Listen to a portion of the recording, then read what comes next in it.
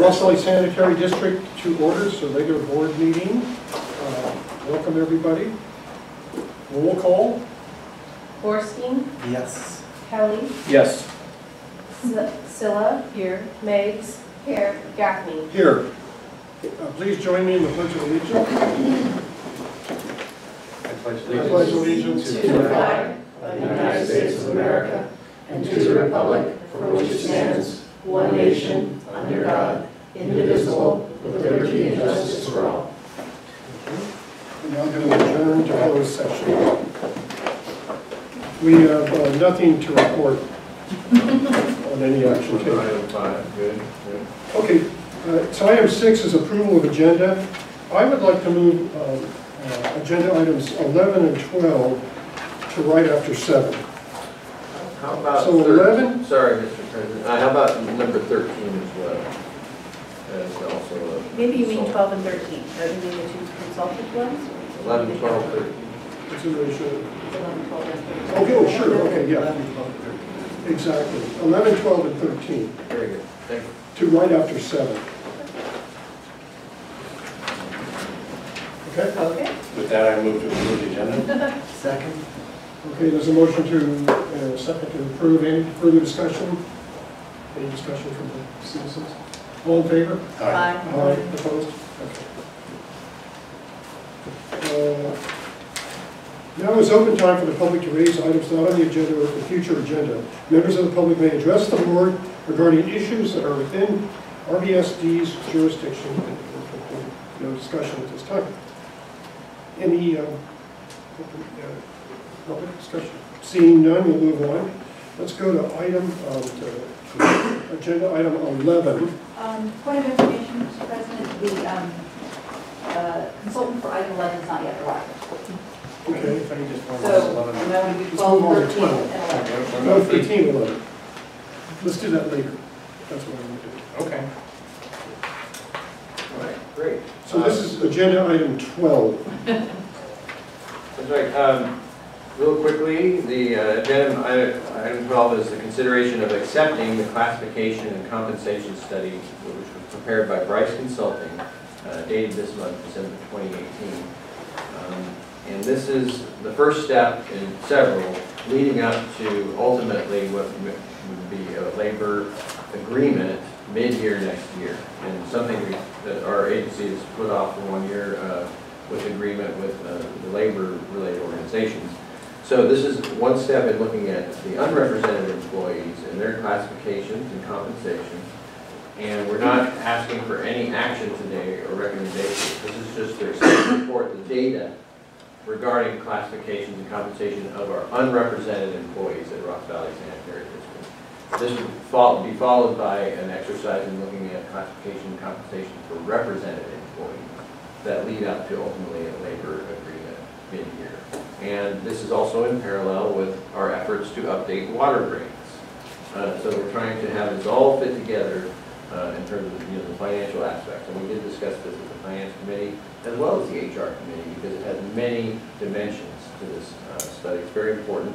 And therefore, I recommended that we not do this all in 1 month, but take in the information that's been gathered based on last month's agreement by the board and the labor organizations about the comparator agencies that we would use to compare ourselves, our salary structure, our classifications to our neighboring agencies. And there's 10 agencies that I won't recount at this time. So recall we did approve that last month. And now this is the next step, is to look at what the data are describing those aspects. And so with that, I want to hand things over. I don't know if Felicia has anything to add, but I certainly want to welcome Shelley from Bryce Consulting and hand it over to you to be able to answer any questions. Where do you want me? Well, the PowerPoint is actually loaded on the laptop over there if you'd like to use that. Okay. Thanks, Tom. Yeah, not tonight. Shelley brings a lot of experience. She comes from Sacramento, has done work around the state, and brings experience in helping public agencies understand what their peers are doing and updating classification and compensation accordingly. Thank you. So I'm Shelley Anderson with Bryce Consulting, and we're a human resource consulting firm out of Sacramento. And so we do a variety of human resource consulting, including classification, compensation, and a number of other things, predominantly for public agencies. So this is a public sector exercise in terms of doing compensation studies. You don't see it that often in the private sector. And so this is something that we do quite often. So what I wanted to do this evening was walk you through what our process was in terms of the study, the survey agencies, just to remind you who we compared to, what data we collected, because it wasn't just salary, we looked at total compensation, and then walk through the classifications that we actually surveyed and then the findings. So in terms of the process, we were asked to not only conduct a compensation study, but to also look at the job descriptions for the unrepresented classifications and just update them, refresh them. We made some recommendations for some title changes. Some of the employees provided information. I was able to connect with several of them and have conference calls with them and walk through their thoughts, their ideas, and then we drafted or revised job descriptions and made some minor title changes as well. In terms of the compensation study, we developed a pretty lengthy survey instrument. We do rely a lot on the agency's websites, information that they post, MOUs, if it pertains to these classifications, benefit summaries, their job descriptions. We pull their budgets to see how they're organized. But not everything's available or everything's up to date. So we do a lot of back and forth with each individual agency to make sure that the information that we have is correct and accurate. We collected all of the data. We looked at the job descriptions to compare duties, level within the organization, what are the requirements, are there certifications, etc. And then we determine which class in these other organizations, if any, are comparable to yours. And then we take all of that information and put it into spreadsheets. We looked at the labor market median, so that's just the middle of the market, the 50th percentile. And we ran the calculations in a variety of areas. So we looked at just maximum base pay without any paid incentives. We looked at what we call total cash. So total cash, it's just things that you think of as additional cash in the employee's pocket. It's not necessarily to pay for a particular insurance. So that would include the maximum of the salary. We looked at classic employees. So these are employees that the agency can still pay a portion, if not all, of the employee share of retirement. So we focused on that tier of employees because that tends to be where the bulk of public employees are. At some point, the pendulum will swing and you'll have more PEPRA employees than you have classic, but right now most public employees are in that classic tier. And most public agencies have stopped paying the employee share, but not all. So we still ask the question because it could be a significant chunk of money that they're putting towards the employee share of retirement. Longevity pay, so once they hit year 10, do they get additional money for just years of service? We looked at if the employer contributes towards deferred compensation, and then if there was any education or certification pay incentives. We ran the calculations there, and then we rolled in all the paid insurances. So the total comp calculations include everything I mentioned in total cash, plus what do they pay towards if they have a cafeteria plan, what do they pay towards, what's the most they pay towards the employee's health insurance, dental, vision, life insurance, long-term disability, if the agency pays towards a retiree health savings account. So this is kind of a newer concept where some organizations have tried to get away from their post-employment obligation for retiree health benefits. And so one of the things or strategies to do that is while they're an active employee, you put money aside into what's called a retiree health savings account. And then when they retire, they can use it to pay for benefits. So it's tax-free both for the employer as well as the employee. So since it's contributed during an active employment, we include it in the calculations. And then if there's any cost sharing, so if the employee is paying any of the employer's obligated costs to retirement, we've actually subtracted that out from the compensation. And so we calculated the labor market median in each of those points just to provide additional information. While we're focusing on the total comp, some organizations will be high on base pay, but by the time they get to total compensation, they're behind market, or vice versa. And so if we run the statistics in a couple different points, it just helps to track what's causing it.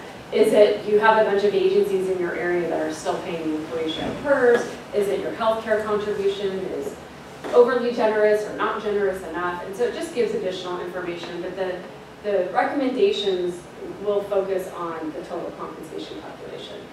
And then obviously the findings, all of the data and the findings have been reviewed with the district.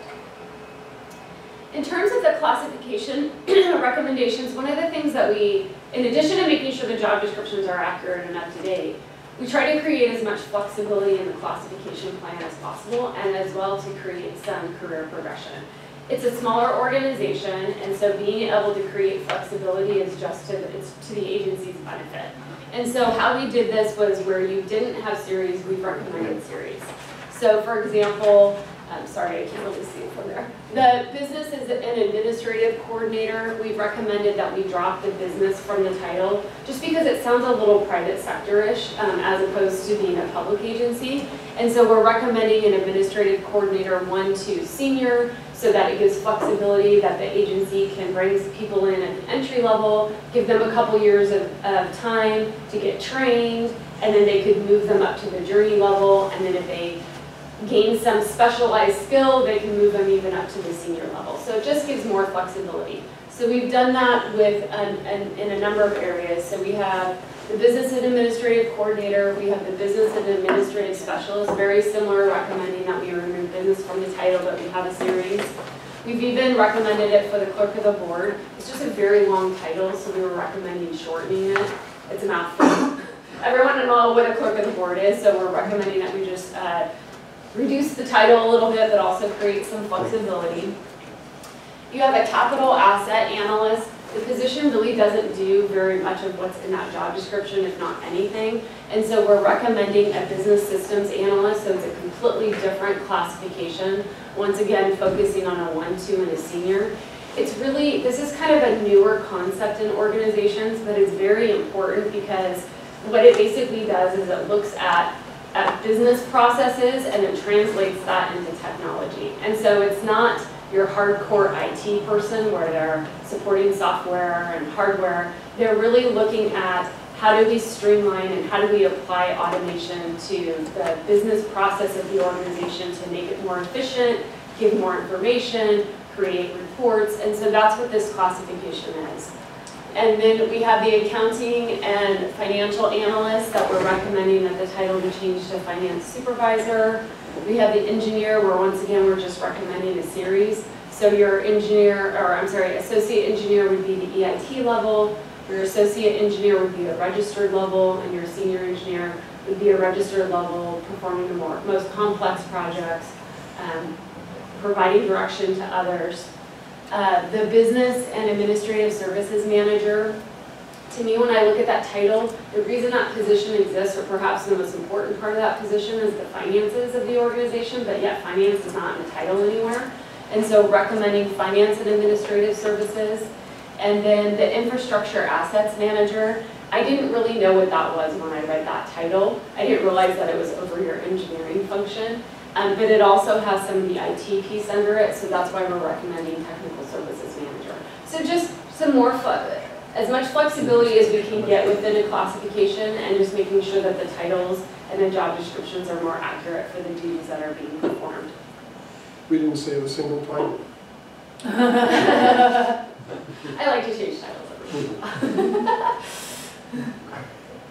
Okay, in terms of the compensation study, these are the organizations that were identified to study. My understanding from history is that the organization and the bargaining groups, they negotiated these agencies some time ago. And so when Felicia asked if we would do this study, which I was happy to do, I was able to get the list of the agencies from your labor negotiator, but I wanted to make sure that you were all aware of the agencies. So it's my understanding that she brought them forward to present to you. So these are the organizations that we went with. Can I say something? Sure. Because you and I talked. So there's one agency up there that is like us. The rest all have treatment, just so you all know. I think it's West Bay. Yeah, West Bay is does not similar have a to treatment plan. who we are. No treatment. And I don't know if it matters or not, but. Yeah, so they have collections, but they, with the exception of West Bay, they all have treatment plants. Which certainly will impact their size because they have an additional service that you guys don't have, so they'll be larger organizations in in those parts. I think I think it would be difficult to find 10 more. So typically agencies are selected by services, because if they don't provide the same services, they're not going to have matches. But also geographic proximity, because you want to make sure that you collect data from those you compete with for talent. And so I think we'd have a hard time finding another. I wouldn't ever recommend fewer than 10 agencies, because we don't have matches for every class, so then we end up not with a lot of data. I think it'd be hard to find another 9 organizations within your recruitment bubble that only do collections. And so I think that would be a challenge. My guess is that's part of how these agencies were developed. Oops, sorry. Okay, so these were the classifications that we surveyed. So it's basically all of the classifications within the unrepresented group. You're going to see these are the new titles that I recommended. Where we have series, oh, I forgot to mention, I didn't have on the previous page. We also recommended, just to be used at some point in the future, if you guys want to, an administrative analyst series. And so administrative analyst is kind of what I think of as like your workhorse. They can do a little bit of just about everything. They have a degree, they can do finance stuff, budget stuff, regulatory stuff, studies. They don't tend to be an expert in one discipline. They know a little bit about a lot. And so they can be used for a wide variety of tasks. So once again, nobody's in it. It's just something we created just for flexibility.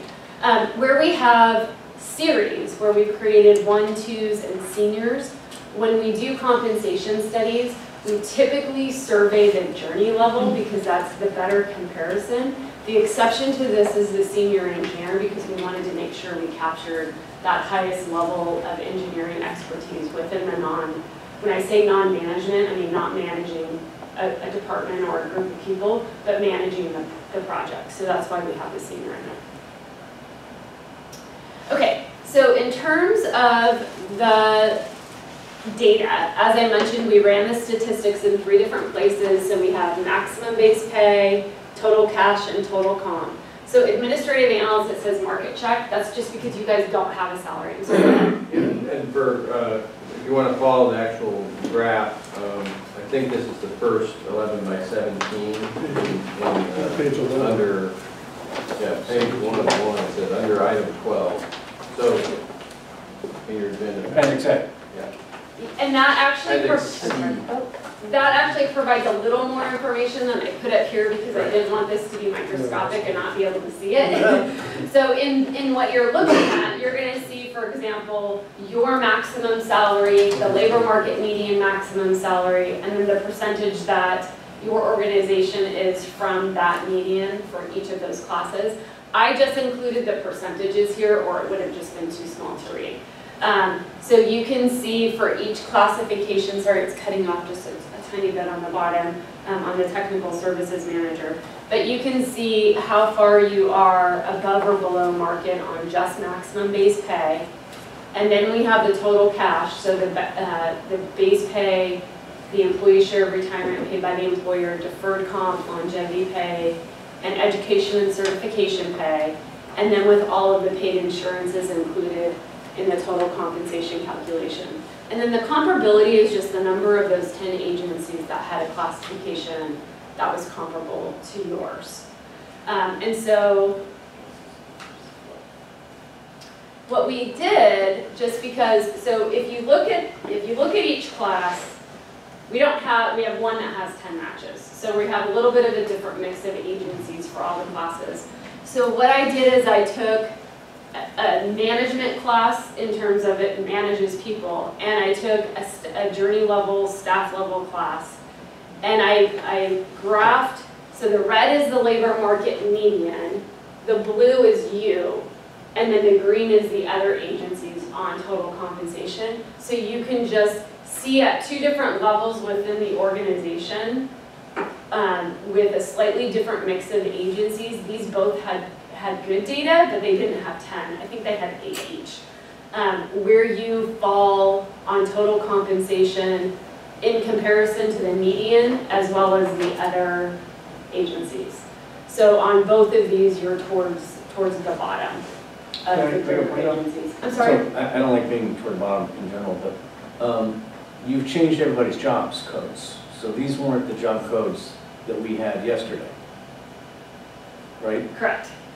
So by changing the job codes, we've put people in classifications to classify them with other agencies that's not their job code. I wouldn't say that, I would say that the business systems analyst is the only one that had significant changes. All the rest of them were really just cleanup stuff. They were minor changes. We didn't make significant changes to the other classifications. This data wouldn't be any different if we didn't update their job descriptions, with the exception of the business systems analyst, just because that is a completely different classification than what it was before. It's called, it's minor cleanup. It didn't change the duties, it didn't change the requirements. It was just making sure they were up to date and current, but they were not significant changes. We could have left them alone and the data would have been the same. But you're right, that's a good point, so. Okay, so then when we look at, if we take all of your survey classes and we look at the average, which obviously it varies by class, but if we take the average that you're either above or below market, on base pay, you're about 14% behind, total cash a little over 17, and on total compensation, almost 18% behind. Now, it certainly varies from class to class. That's the other reason that I looked at these two classes, is because they tend to be like the technical services manager is 20% below. So that's pretty close to the 18. And so I just wanted you to kind of see graphically how it looked compared to the other agencies. I have a question. Sure. So, and I'm still stuck on this, how the agencies' comparatives were chosen. There are smaller agencies in Marin that do not have tree plus centers. There's not a lot, but there are some. Okay. Very few. That would skew the percentage if their salary, the manager's salary was lower, correct? Because smaller agencies sometimes generally having to deal with treatment. I could be totally wrong, but I'm just throwing it out. Yeah, I wouldn't know unless we collected it, because I wouldn't know. I mean, I've seen I'm just some really small. shocked to see it that high. Yeah, no, I Because I've understand. been here the longest and I'm like, Yeah. where did that come from? And Yeah. that's why I'm trying to find, is there something underneath or something I missed or? Right. No, I understand. Okay. I mean, smaller organizations do, if you compare smaller organizations, you could say that they tend to pay a little bit less. But I've seen some smaller organizations that I'm amazed at what they pay, and I don't know how they can pay it. So the size can sometimes correlate to the salary, but not necessarily. I've seen some large organizations where, they struggle because they have so many staff that they're paying for, and their cost of retirement is so expensive, and their cost of benefits are so expensive that they can't afford to pay a lot. So it's not 100% correlation, but I absolutely understand what your point is. And just as a point of information, Shelley, I handed to the board the comparator agency table Oh, yes. that you prepared and that was presented to the board at the November meeting, and that lists all of the individual agencies that were identified as comparator agencies at the last labor negotiation cycle, the size of the agency, how many full-time employees they have, population served, their proximity to Ross Valley Sanitary District, and the services that they provide. So this table gives a little bit more detail about the comparator agencies that you had, like I said, prepared for us. Yeah, as I mentioned, they previously negotiated, my understanding even before Felicia was here, and so I was able to get them from the labor negotiator, but I thought even though they were the organizations you use, I thought it might be helpful to get some background on them in terms of the budget and the miles and that type of stuff. So I put that together so that Felicia could share it with you, not knowing if all of you had been there at that time or not. But this is all unrepresented, Correct. not union, this is all. That's correct. Yeah, okay. Yeah. Just wanted to- The comparator agencies would be used for all classifications. Any other questions for me?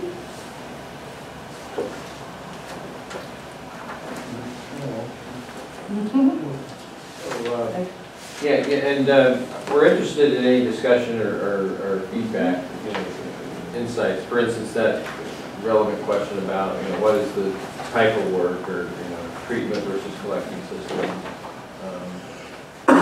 any insights into the data. A good question about, do classification definitions change what the data would say? And, to her point, I think what you see when you look at the details, adding that vertical component is just something that makes us more interoperable, if you will, with the other agencies in our comparator data list, but also other agencies that aren't on that list. Well, yeah, it would be interesting to see agencies that are collections only that are about our population. So I think the only one that matches there is West Bay Sanitary, which is close, right, in both aspects. East Bay's got 1.4 million people, and you've got Central Contra Costa at 400, 10 times our size. Yeah. right, And Union is close to that. So it's interesting. I mean, it's interesting news. It's interesting material. So I think we had an opportunity to look at it at the financial meeting yesterday, and I'd like to continue to look at this. And there's nothing inaccurate about it, so that's. Yeah, we had a robust discussion about it at the HR committee as well. And so I feel like we covered the items there. It's one thing, I don't know if you know, Doug, is that the classifications were discussed with the staff members, including having input on their own classification. And what we were told was they actually like the idea of having a title that matches more of other agencies. And that's Steve fine. and Catherine, is that right? Mine's the same. Oh, it is? Oh, okay. We actually got that one right? I didn't have it on the list if we had changed the Oh, title. I see. Okay, so we do get to keep some of them. Whoever said we don't get to keep any of them. We're only changing, we're only changing the ones we're changing, you see. My reaction was, I was very shocked, almost surprised to look at this far on. I really am surprised about it. Well, and we talked about some of the reasons why that might have happened. I mean, one thing Felicia said in our meeting was that based on the, now 2 general managers ago, it's further in the rearview mirror, people were brought in and paid out of alignment, I think, with other districts. At one point, Brett Richards was paid more than Matthew Heimel, who manages more people in Marin County government than anybody else. And all this is public information. So we were wildly out of alignment, and then she said maybe this was an overcorrection. On the other hand, we've also had a lot of turnover since that kind of Brett Richards staff at that level. Yeah. And then we have promoted from within, so we have people who rose, but anyway, there's some kind of, I think, very specific to our agency reasons why this might be true. Not that we're cheapskates, I don't think. On the other hand, we need to be aware of where we are in the market in terms of retention is my main concern. But So what you're looking for here is for us to accept the information. And nothing else, not to make recommendations. I'd just like to make one more comment that when we talk about collections versus treatment,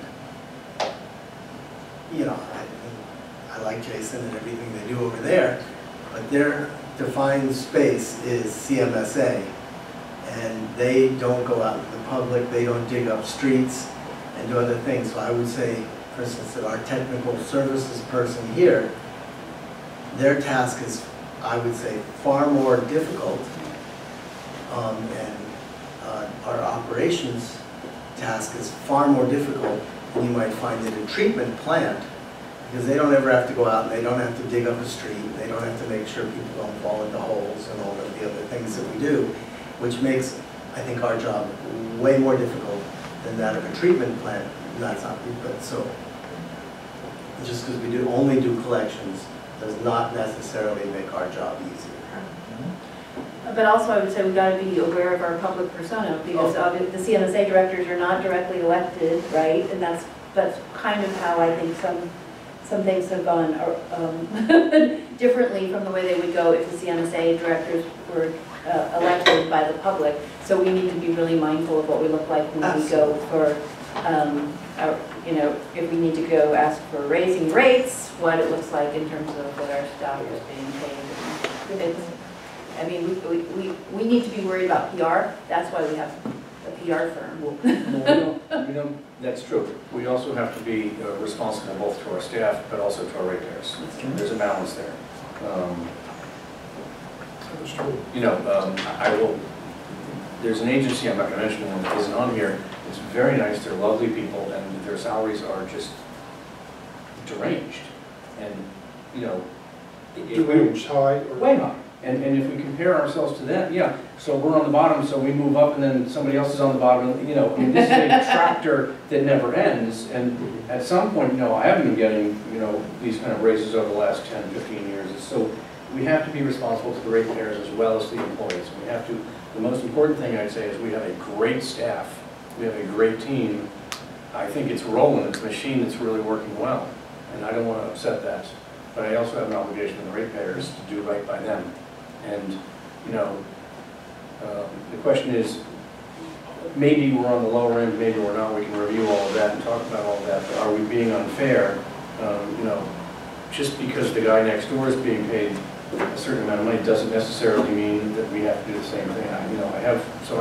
I'm an elected person, I have an obligation to both ends of this. And if as a board, we really believe that this is what staff or, you know, our people deserve to be raised up, and amongst us, we can justify it, then we have to justify it to our people out there, and we have to be very transparent in what we're doing. And God, this is public knowledge, you know, this is out in the public there, and if people were really very, very concerned about this, then they would be here having a discussion. You know, that's not exactly true, but Right. And when, they're not, you know, they just read the day after we take a vote what the independent journal says.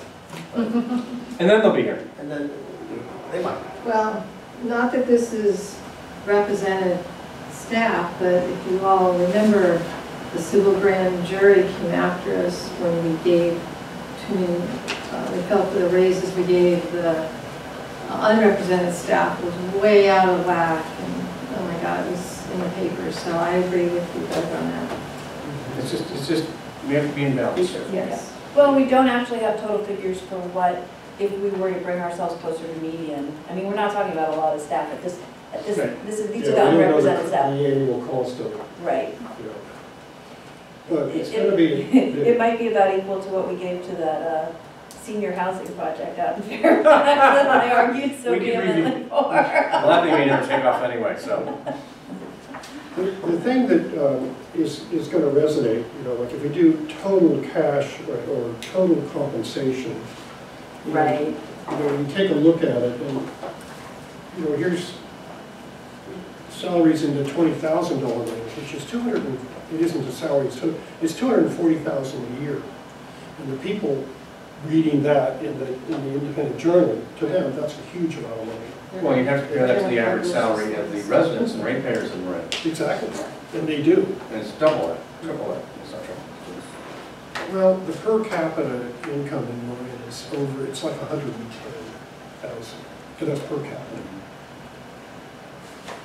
Yeah, I mean, for the private market, it compares extremely well, these numbers. It isn't good money.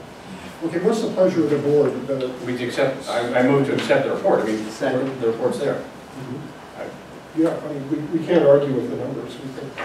But does that mean that this is what we're gonna No. No. Not move yet. on? Not We're yet. then we'll get the- Yeah, What is I the can motion? speak to next steps generally. We've been taking notes and listening to the board's discussion. I think it makes sense to, you mentioned, you know, what's the sensitivity in terms of, okay, if we did something like bring to median, what is the fiscal impact there? I think you may also be interested in how unrepresented compares to represented, right? In terms of having an equitable the workforce that feels like they're being treated equitably. So we'll need to bring that into your attention as we analyze options. But we intend to look at some options, you know, relative to the median and maybe a sensitivity analysis going above and below that. for your information. So in a future meeting, we're going to have options of what to do, recommendations from staff. Is that the way it's going to work? Yeah. And Try them out on the finance committee and the HR committee. yes, and we'll, like I said, bring in the represented employees' salary structure, which is higher. You know, if we compare to comparator agencies, it'll be a little different story. And we'll provide that context, some sensitivity analysis on the fiscal impacts of the options, so you have that in front of you. And then I'll give you a chance to make a decision as soon as January. But it's, we're not going to rush this. You know, we want to let you see the recommendations. But we are, as I mentioned, queuing up for negotiations ultimately to update our labor agreement. Okay, we have a motion. Do we have a second? What's the motion? 1 second, I move to accept the report. Okay, can I add a friendly amendment? You Which, can. You can, a motion. Yeah. Amendment to the motion. I want to add a friendly amendment, but I'm not sure if we vote first and then add it. No, you can add it first. Oh, okay. Then, so the motion currently is accepting the classification compensation study prepared by Bryce, completed December, but may be subject to change. Well, this report's not going to change. No, but I don't really understand. What you really mean is not subject to full implementation or Yes. something like that. Yes. Well, my motion wouldn't anticipate that. That But it doesn't. doesn't say that. It doesn't Anybody anticipate want that. to second I second the original motion. the what? The original motion. Yeah, That does we anybody just- want? We are accepting. Was yours a motion, Pamela? Mine was amendment. Yeah, Pam, I'm not anticipating this is doing anything but accepting a report. That's the extent of my motion. I'm not anticipating. We're not changing that we're doing anybody's anything. We're salaries not or locking into classifications. We're this. not locking anything. We're going to get options. Thank you for the report. Is that okay? Okay. Any further discussion? All in favor? Aye. Aye. Opposed? Okay. I'm gonna say Shelley, aye. thank you very much. Thank you. Thank you, Shelley. Thank you, Shelley. Good work. Amazing work for a short amount of time. Doing a lot of numbers. Okay, now, Are we going to go back to 11 now? Yeah, you've got me all screwed up. I don't know where No, I think now, I don't think 11 is here yet. we're. So, No, he is stuck in traffic and should be here about 6:45. He says planned for 7 p.m. Okay, well, we might I put want it to do back this to where it was. standing us. But let's do 13. No, we moved 11, 12, and 13. We'll do Jill. Okay. she's not here either. I'm sorry. She's a pilot planner. Okay, this is 13. Consideration of authorizing the general manager to execute task orders 7 and 8 with Jill Bonds Consulting for management support services on various projects, including two bridges. Yeah, and the bridges are being relocated. Yes, quickly, as you mentioned, this is task order 7 and 8 are proposed to do project management services on the 2016-2017 gravity sewer improvements. This has been an ongoing commitment, and what we just signed, well, I know its completion was on the 15-16, right? Yeah, okay, sorry. But many pieces, and these have been broken out. Their complexity, difficulty working on Butterfield Road, as you're all aware, as well as the two bridges that you mentioned. They're separate projects. They represent kind of the tapering off, if you will, of this higher level of bandwidth and commitment to do gravity sewer improvements that came out of the cease and desist order requirements. And at this point, we're faced with needing to augment staff resources for project management for this next year and a half to 2 years to complete this tail end of the project.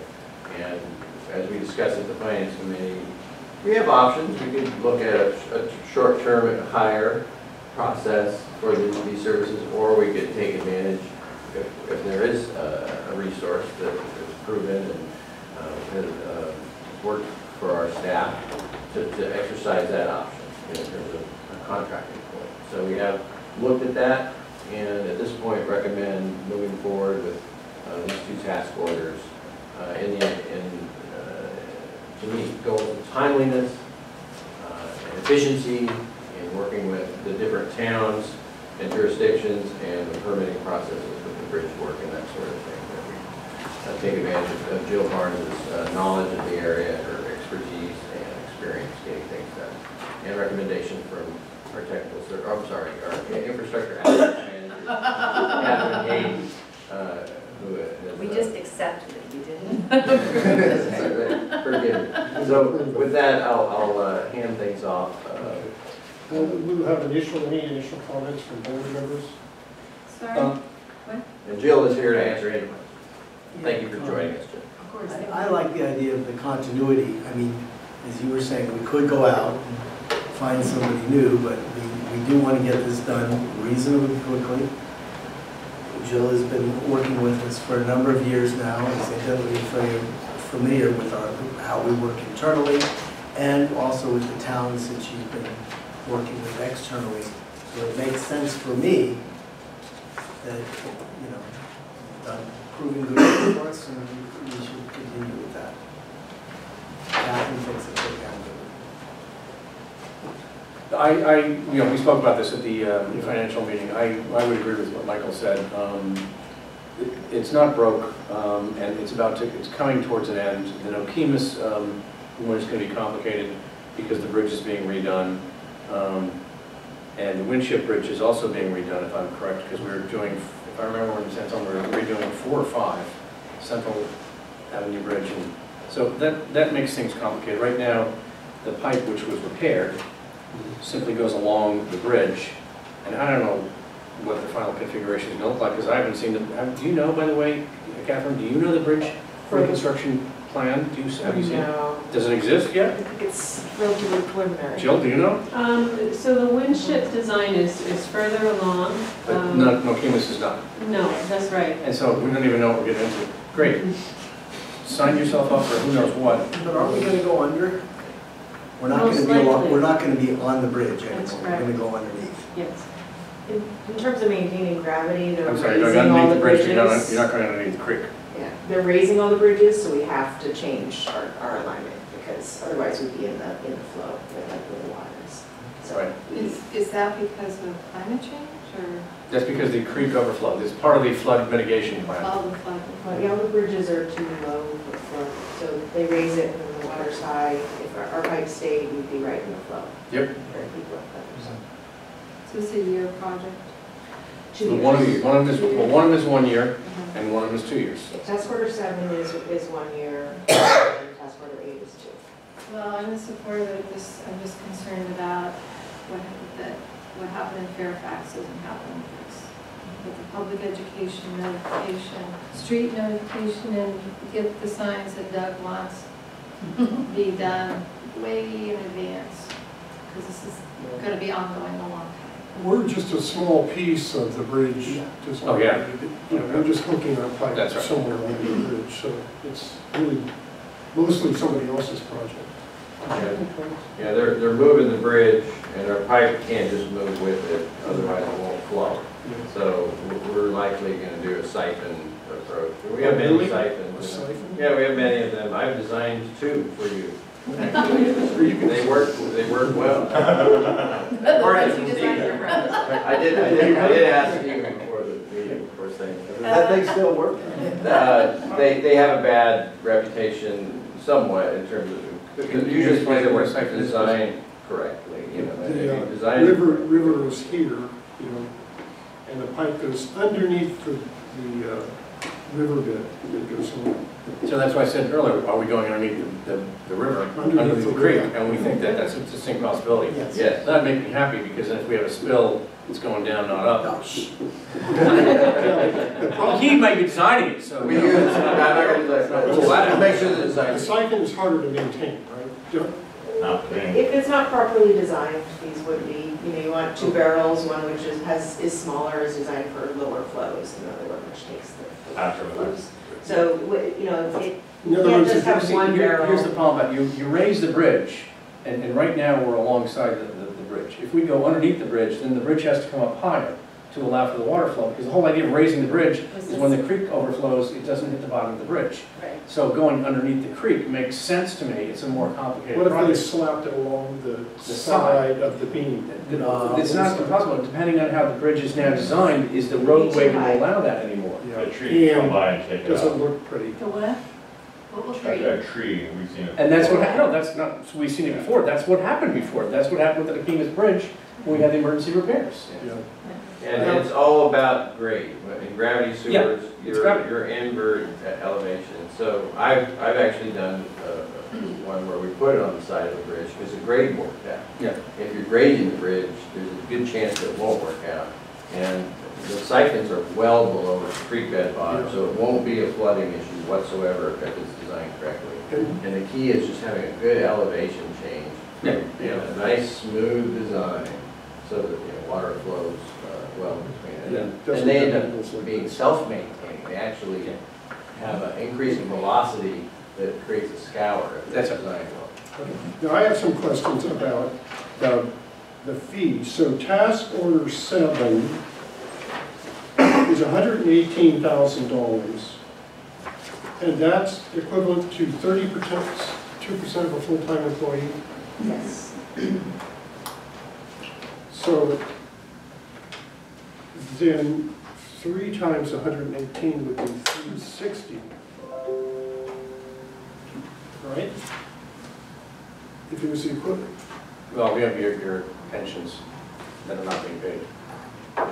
So it's not exactly equivalent. And in that sense. healthcare. It's a full. Well, no, it is, I mean, but that's, When you're thinking about salary, How do you people do get that? salary plus benefits. You're just gonna So go back to- benefits are 30%. It's often cheaper to hire a consultant, particularly if it's a short-term use. Right. We wouldn't want to hire it. that's the situation. That's what I said at the end, I said, no employee, and offense, then- Jill, but I said, at the end, we're not paying her pension. Right. And we're not paying her healthcare. We're not paying her dental, we're not paying her vision, she's got glasses, so she's got vision. Yeah, I mean, no, I also said, it's Yeah, not like I think she's gonna be starving either, so. And so it's 118 for the For full 7. year, and then 129 for a 2 year, over 2 years, right? Yes. Okay.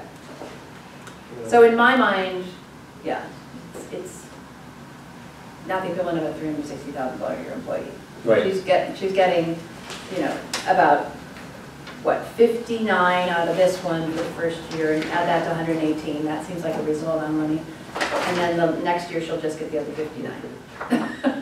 Well, all right. Anyway. I mean, in response to feeling at first like, wow, that's a lot of money. It is a lot of And money, then yeah. thinking, is this their full-time job? And then like, well, consultants get to manage that Well, if the themselves, as long as they're 129 happy. 129, a portion of that is also gonna be in the first year. Okay, but I'm telling you, if you work half a year and spread it over Right. 2 years, you still get Oh, maybe that not. much pay per hour.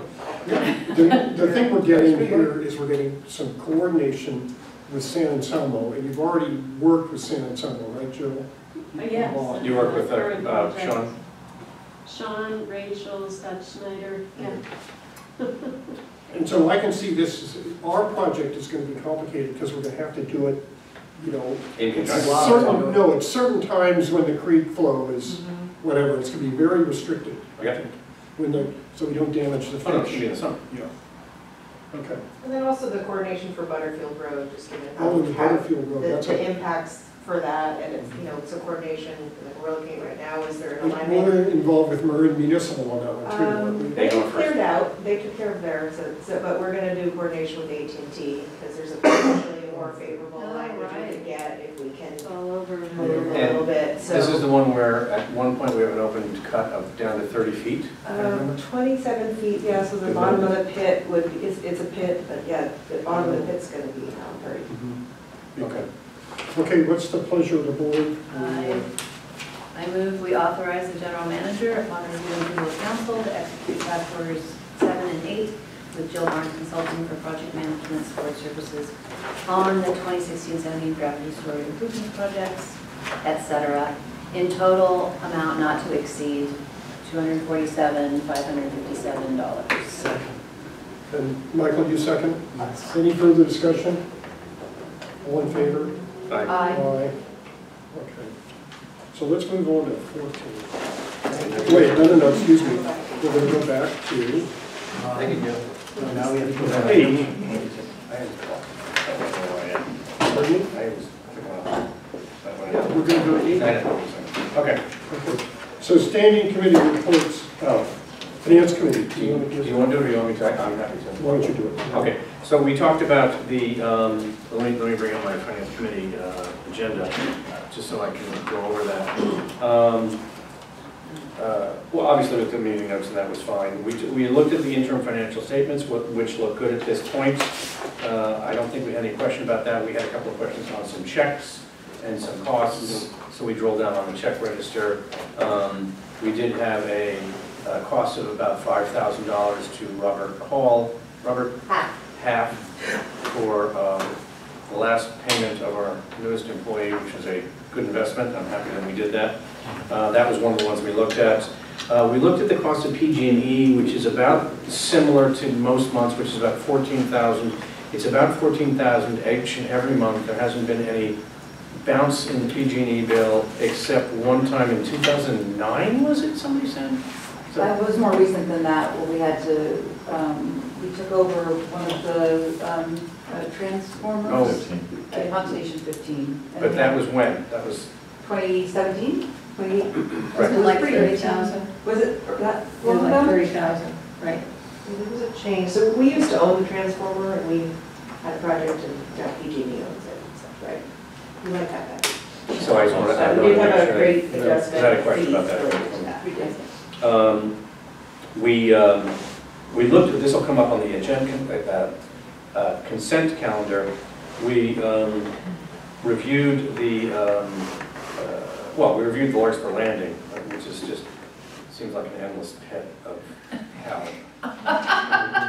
You know, it just never ends, and you know, we're not even at the point where we're remediating it. We're remediating the remediation plan, which we hope to have a actual approved EPA plan by February, I think we all hope.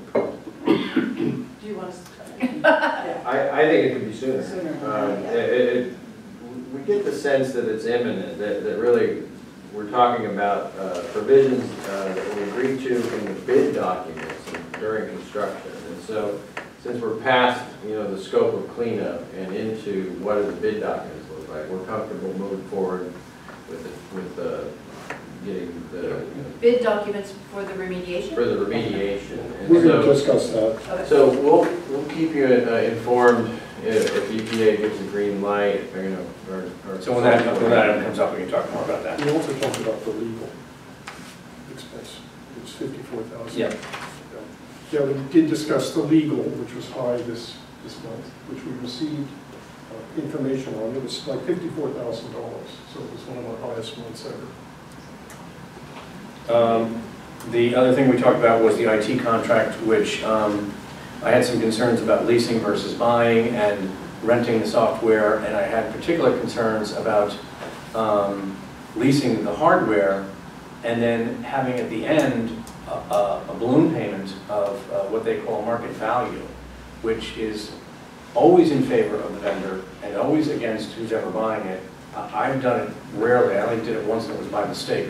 My lease guy did it, which is, he made the guy pay this whole big balloon payment at the end. And if the guy had, so anyway, we talked about that. And I'm very comfortable with Ryan, our IT guy, I really am. I would say that I absolutely went online to Dell and I typed in that exact same computer and I came up with the exact same configuration. But I was concerned about, Michael and I were on a subcommittee, we spoke to him today. I think we have good direction about that. That's also coming up. No, it's not a consent, so I'll say my advice to that, when it comes up to consent, I'll mention that. I'm just saying we talked about it at length, and we had a phone conversation, conference call today. We talked about the compensation study and the audited reports. So the audit came out well. Okay. That was financial. Good. CMSA, I'll go ahead. I'll join. Okay. Sure. The first big item, past all the consent calendar stuff, which was just normal stuff, is this thing called the sewer use ordinance, which they've been working on, and they finally came through with not finally, they came through this month with a big draft of it, and we went through it, and there were a couple little minor cosmetic changes here and there, nothing to speak of, and so we approved the new sewer use ordinance for the next number of years. We went through the comprehensive, the CAPRA and the PEPRA reports, and they all look good, very clean. Pavement rehabilitation project, they got to redo some of the paving. Part of that place, the pavement is sinking, but they found a very, very good vendor who's going to come in and do it for less than all of the other bids. So, who is it? I don't somebody remember. it's somebody I think from over in the East Bay, and they bring a giant crew in. And they do it all in one day. Yeah, they do it like. This was a project where originally, it was before I was on the board, originally CMSA, and we've done this the same thing today, many times, I'm sorry, a couple times, is they had a big project and they bid it out and they were really bummed by the expense, so they put it in little projects and it went down by, it was 20% the cost or something ridiculous. Yeah, it was really hugely less expensive. And so they put out the other parts to bid and they're finding the same thing. And it's the same vendor is coming in and he did a fantastic job. He did a job for $62,500, the first part of the project that originally had been bid out at $157. Yeah. Wow. Anyway, And his next bids are similar. Yeah. So Because he can get in and out in a day. the Anderson slide. Maybe he's also hungry. There's the Anderson slide project, because during the floods in the past couple of years, we had a lot of damage to the hillside there. And it turns out FEMA is basically taking care of Almost all. almost all. We're at 15 grand. Yeah, It's yeah. a $487,000 project. FEMA's paying for everything. You know, And the question came up at that time, gee, how much land do we actually own up there, and Why don't we do we sell ever it? have any plans for it? Not? Maybe somebody wants to buy it with a lovely view of the the treatment plant. We have Whatever. to look But at it might be very, anyway, to look at it and say, are Is we this a ever going to have project any we use wanna for it? Yeah. Do we want to, maintain that? The cogeneration system is an interesting project. That's basically, we generate power from biogas there. And eventually, we're going to be generating excess power and selling it back on the grid, something we've been planning on for a long time. Right now, we have a 750 kilowatt generator. It's getting a little bit older. It's had some problems recently, and so we want to add into addition to that a 1 megawatt cogen engine on there, and have the 750 kilowatt one as the backup one, in case we ever have to do maintenance on the big one and whatever. But we're looking for a state revolving fund loan to do that, and then there's a large amount of that project. There's some water title, whatever it is, going to pay for a lot of that. In addition to, the reason it had to be on this month is because we have to, which is the design, the group that's doing it, the design for the cogen. Begins with a C, I remember. Begins with a C, 2 syllables. Anyway, they have to have it into the state before the 31st. So we had to be there and approve Jason to be able to go ahead and work on that and sign whatever papers need to be necessary to get that going. But it also means then that it looks like we're going to get a lot of that project paid for through state revolving funds and grants. That'd be a very, very good thing for the county and for us and the JPA. It's a good opportunity. Yeah, it's a great thing. A little insight there. The state revolving fund for clean water has become very competitive because of the State Water Board approved longer-term loans, and so over the course of 3 or 4 years, the demand for the financing, which is a low interest rate of 1.5, 1.9%, the demand has exceeded $7 billion, where it used to be sort of, looking for people to do the loans, only less than 10 years ago. So great change in the program. So as a result, each year now, starting last year, there's an annual list of eligible projects. And that was the deadline that CMSA had to meet, was to get on the 2019 eligible list to be considered. So there's a new dimension to state revolving fund. It's still there. And the reason why it's such a great deal is because as an energy project, it qualifies for Green Project Reserve.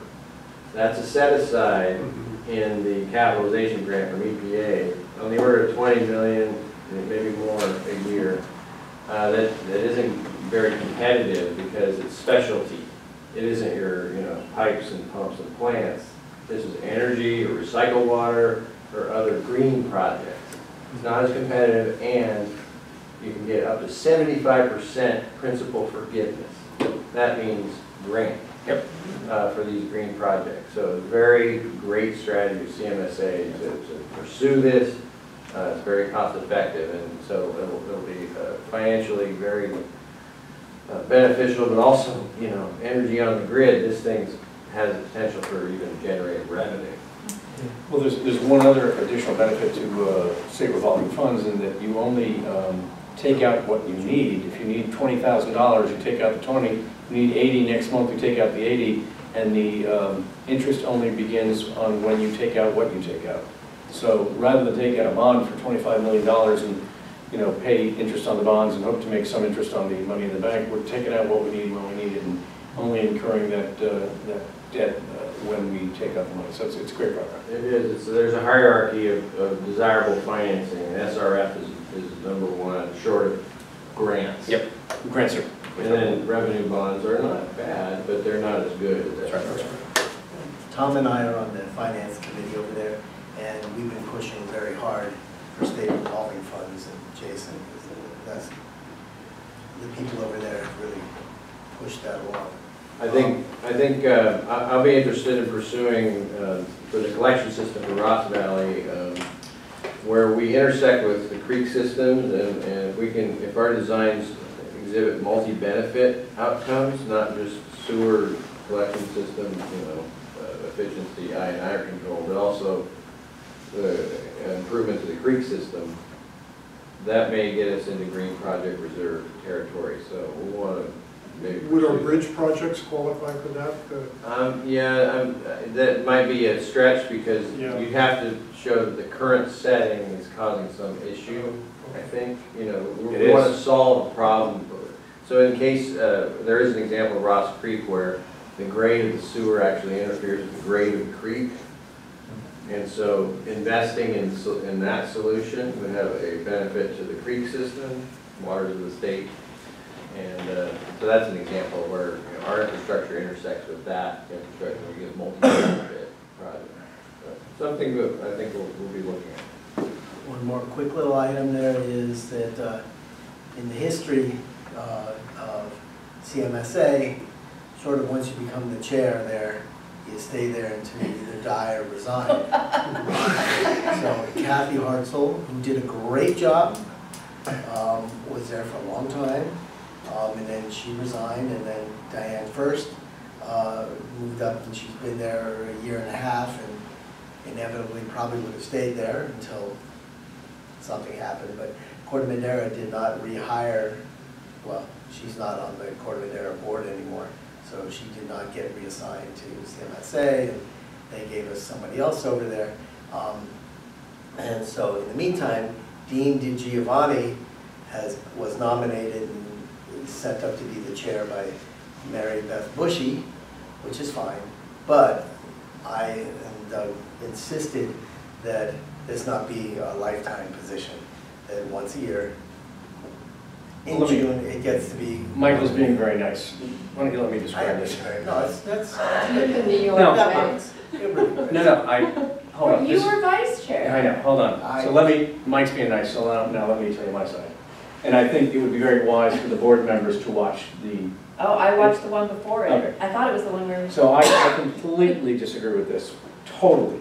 Although, however, at the end of the day, I'll tell you, I seconded the motion because what we're trying to say, and we said very clearly, is this, and I made, the Larkspur seat, by the way, will be removed. In the meantime, Dan Hilmar was there, and I anticipate him coming back, and that's good. I made the point, you know, Mary Beth Bushy made the point of continuity, and I said, Mary Beth, with all due respect, we on Ross Valley Sanitary meet about sanitation issues every month. We know about long-term issues about sanitation. We're not worried about parking tickets and building permits and other things. We do sanitation. We've shown over the last few years, a long time, and by the way, I'm sorry, Jason Dow, at my request, gave me a long history of this, and no, it was every year for a while, and then there was the bad boy days, and then there was a long term, okay, but it had been every year. Continuity in terms of a Corte Madera representative being the president? No, she was making the point that one person should be president for 5 years or so. Oh. I was making the point that I don't accept that in any way, shape, manner, form, even remotely, and I told her the reasons that this board has changed, that we have played well with our neighbors, that we have committed ourselves to sanitation, because that's what we do. In fact, we're the only ones on the board that are sanitation people on a regular basis. I also pointed out that we pay half the money, and we have less than half the votes, but that it was that the board president is not a position of distinct authority, but it is an honorable position, and that it was not fair to our communities, Fairfax, Ross, Sleepy Hollow, San Anselmo, and Fairfax, that they be denied representation. Hang on. When I was done, Dan Hilmar turned to Mary Beth Bushy and said, I agree with every single word Doug Kelly just said. The new, what's his name? I'm sorry, the new Corte Madera rep? Eli was there. He said exactly not a word. So what I agreed to do, and in part of this discussion was, 6 months in June, we'll take this up again, but that I want to have a 1-year rotation. If that necessarily means that the current rep gets removed and he only had 6 months, or he has 6 months and then he'll get to finish it, that's up for discussion. But for me, and at the very end, Mary Beth said, well, you know, okay, in 6 months, let's see how he's doing. And I said, doesn't matter how he's doing, he'll be doing fine. I'll be fine, you'll be fine, Mary Beth, he'll be fine, Eli will be fine, you know, the clerk of the board would be fine, everybody would be fine. That's not the point. The point is this should be a rotating position, and that was my point. I don't think that the Ross Valley Sanitary District should be precluded for the next 5 years from having a board president, because we need continuity. That's just in... Now, if I can just say one more thing on top of that, because I agree with everything you just said. The residents of the Ross Valley who we represent, I think, first of all, we have 2 seats on that board out of now 5. And second, we have 2 seats out of 3 on the Finance Committee. And I really believe, with all my heart, that the work that Tom and I have done has really been effective in changing the course that CMSA has taken, I would say, over the last couple of years, Tom, with their capital improvement and how they look at it, with the clarifiers for the NPDES permits and all of that. So, yeah, I didn't want to make a fuss, and we are being, I think, completely represented in a place that really makes a difference. And sure, it would be lovely to be able to say, you know, one of us was up there doing, but that wasn't the most important. Well, and it's just for the at next this 6 point, months. let's be clear. Larkspur's had a position on that seat, and they're withdrawing. So what we're now saying is Larkspur will never be on the board president. Corte Madera will never be the board president. Larkspur, San Anselmo, Fairfax, Ross, Kentfield, and Sleepy Hollow will never be the board president. And I just think that's fundamentally not the way it should operate. Yeah, no, okay, I see what you're saying. Yeah, no, and that's what we said we wanted. So we'll talk about it in June. We will fight about it in a big way. And if you know, necessary. I think it's fine that you know, we may even wish the representatives of those communities put in their 2 cents. Maybe the board of San Anselmo has the council of San Anselmo has We'll watch it online. I watch it. The comment about that Mary Beth made about, continuity. Continuity has not been because of Kathy or Dan, who did a fine job. The continuity is because I really believe that Jason runs a pretty tight ship, and that's where the continuity comes from. So that's, Okay. hi Jason. All right. All right. That done? How about North Bay? Okay. North Bay, we finalized with our strategic plan with Lori Lewis. It was a fun experience. I'm just going to go briefly over some of the key points. Number one, take one water approach for the North Bay. Yay. The next 1 to 3 years are going to look at regional efforts to improve regionally integrated and sustainable water and watershed projects. Number two, develop regional projects, having more partners and look at finding funding. Number three, identify potential regional and sub-regional project funding sources. Again, looking at strategic ways to move ahead with regional projects. It's the big thing, our regional projects. And we're going to look at Prop 68 for some money. Number four, tell our story. And that basically is saying who we are, what we're trying to do, where we've been. A lot of people do not know that the agency exists. So we're also going to create more public awareness about the water supply, groundwater, and wastewater issues and opportunities toward our member agencies for solutions. And they are going to reintegrate the communications committee, which I've been on, which is a lot of fun. Okay. Number two on the agenda was Mitch Avalon from Contra Costa County Public Works. And he addressed some legislation proposals, and this has to do with transportation linking to stormwater. And it's called the New and Green Infrastructure.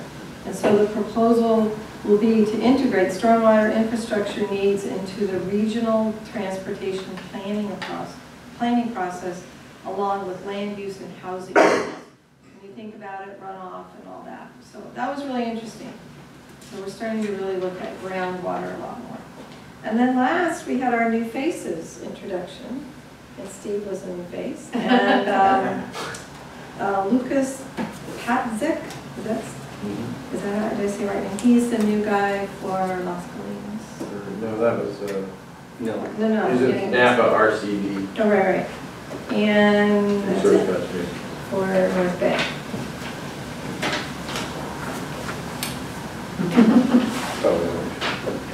We don't. Do you want me, Ed, do you want me to do that? You can talk about our education? I'm not on that yet. She just finished. Are you done? Yes. Okay. Sorry. Yeah. So let me start by asking Steve to talk.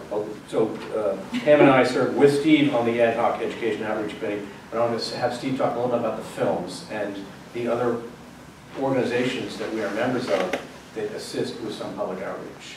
Okay, so there's 3 films at this time that are pre-made. They're going to put a logo on them for each 32nd.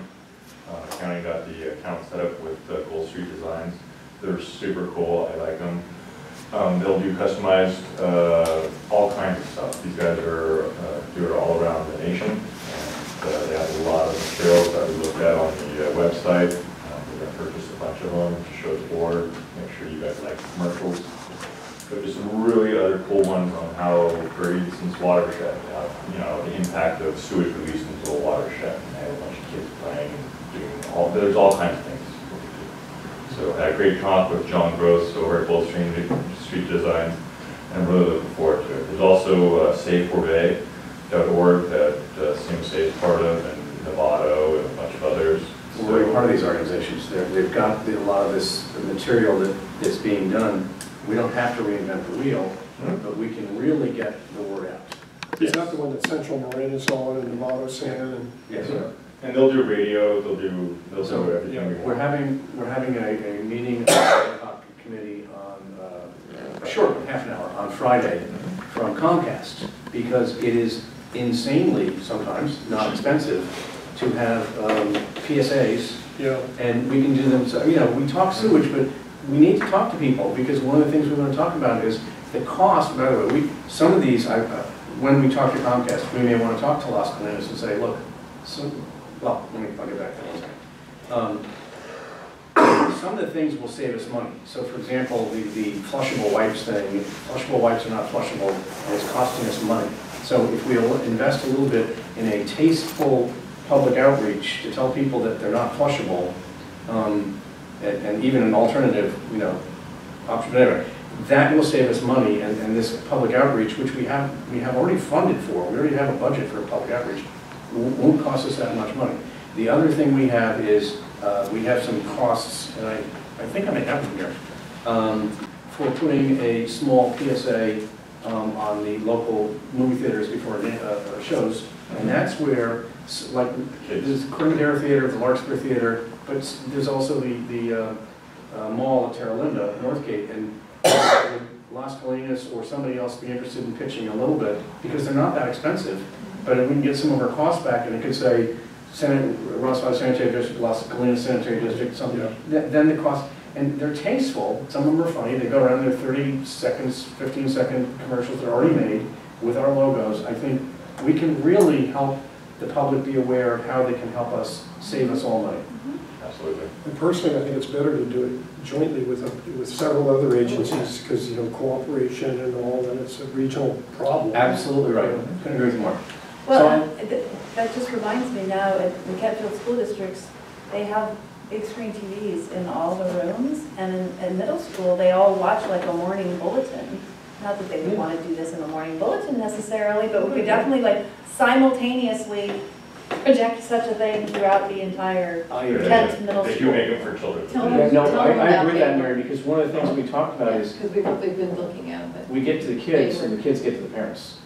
Yeah, right. They always. Boy, Boy, do they get to us. The interesting, one of the So- things that I've been finding out recently is that it's not just the wipes that are a big problem, but believe it or not, and I'm told, correct me if I'm wrong, dental floss Yeah. gets into the pumps and everything, and it wraps around the rotors, and it becomes like stainless steel when enough it collects down there. So just a simple thing, like dental floss.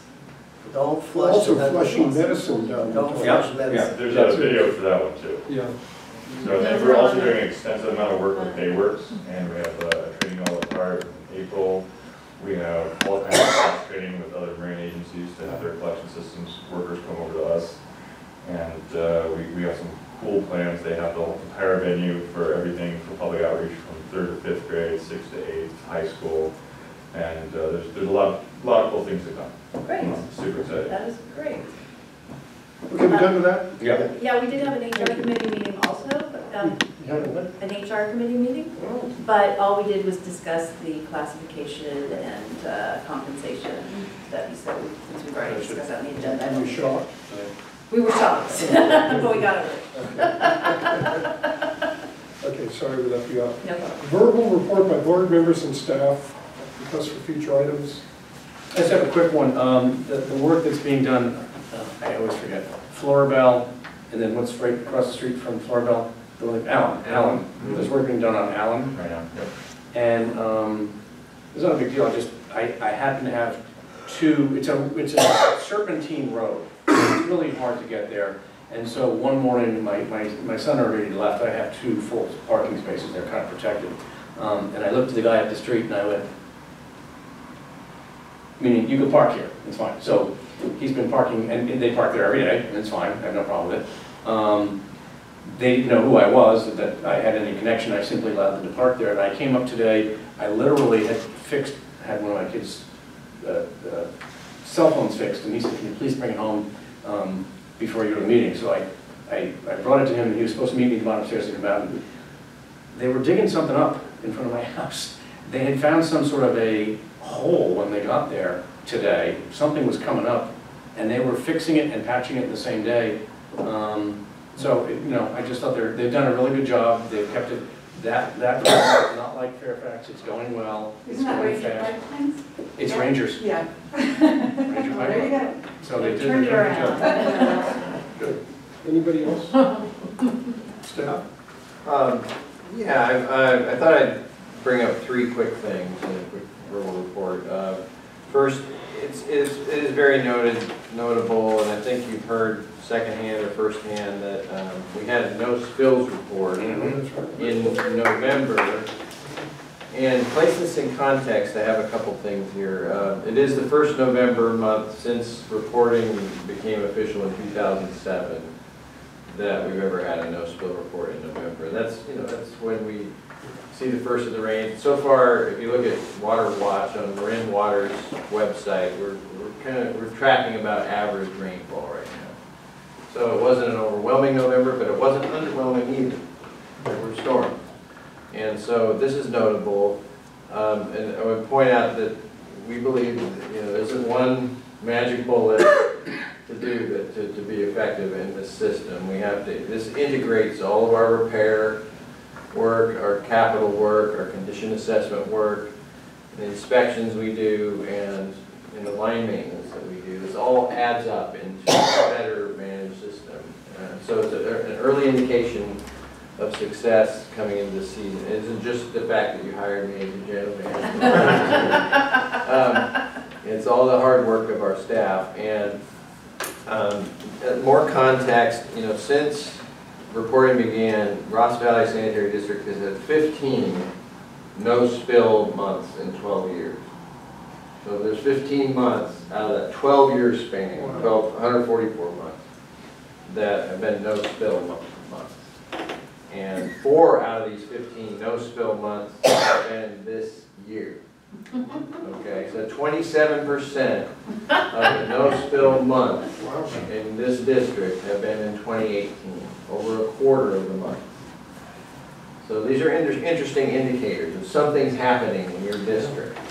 Just real quick, Steve, isn't there some milestone that's going to happen in about 7 days? 3 days and 4 hours, 5 hours. And what is that milestone? It's the longest we've ever not had an overflow. Thank you. And how long would that be? How many days?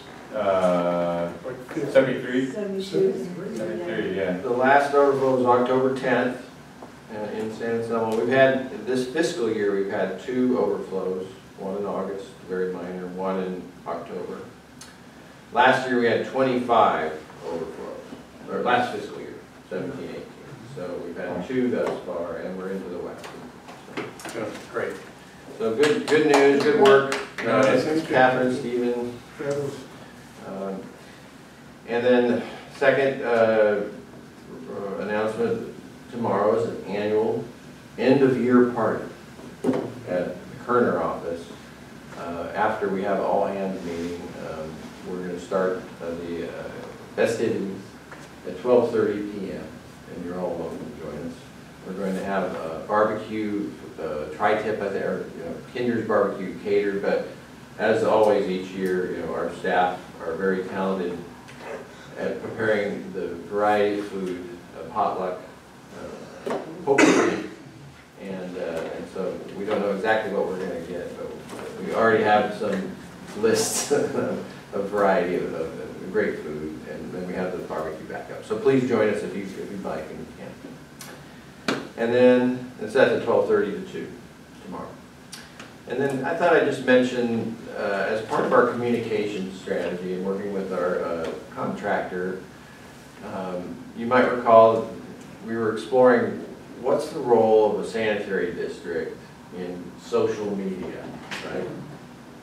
And that's not an easy thing to answer, but we've talked about how the potential utility of Nextdoor. And are you familiar with Nextdoor? Are you on Nextdoor? Oh, yeah. Just a little statistic, there are 24,164 residents in Ross Valley that are verified on Nextdoor. Now, our population is what, about 50,000, something like that?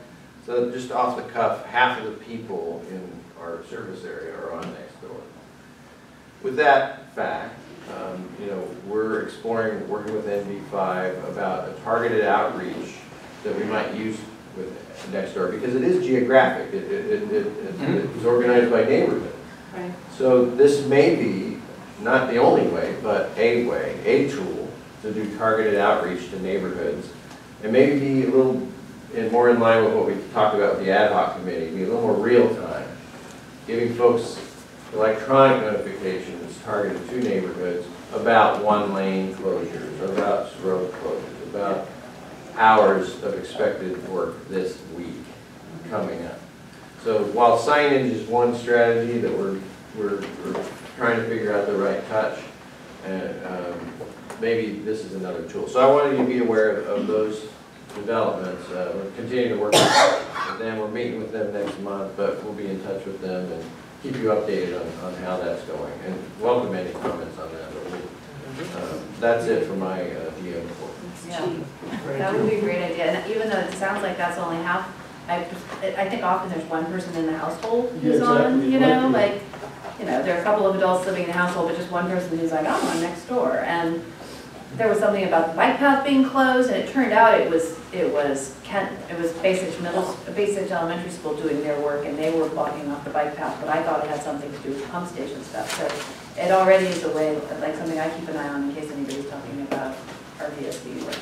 Is it possible to buy ads on it? Is that, are they offering that now? No, but if you're a public agency, you can go around your own area. You can go to, Yeah. I'm just stuck to my area, which is a lot. I think I have 2,500 people I can reach just on my postings. Right. But if you're a public agency, you can post all around. It's like the police and fire, they have access. Yeah, that's right. And we did have to work with them. There's been some legwork in terms of getting permission, and they're not as big a shop as you might think. There's a few That's right. people that work in San Francisco, and so that NV5's helped us break the ice with them and get the permissions. And as you know, we have to be judicious Right. in this use, you know, and that's part of the expectation, setting this thing up with them, is an understanding of targeted use of this, and so that, you know, we're not barraging people with don't flush the non-flushables and all this stuff. It's really targeted to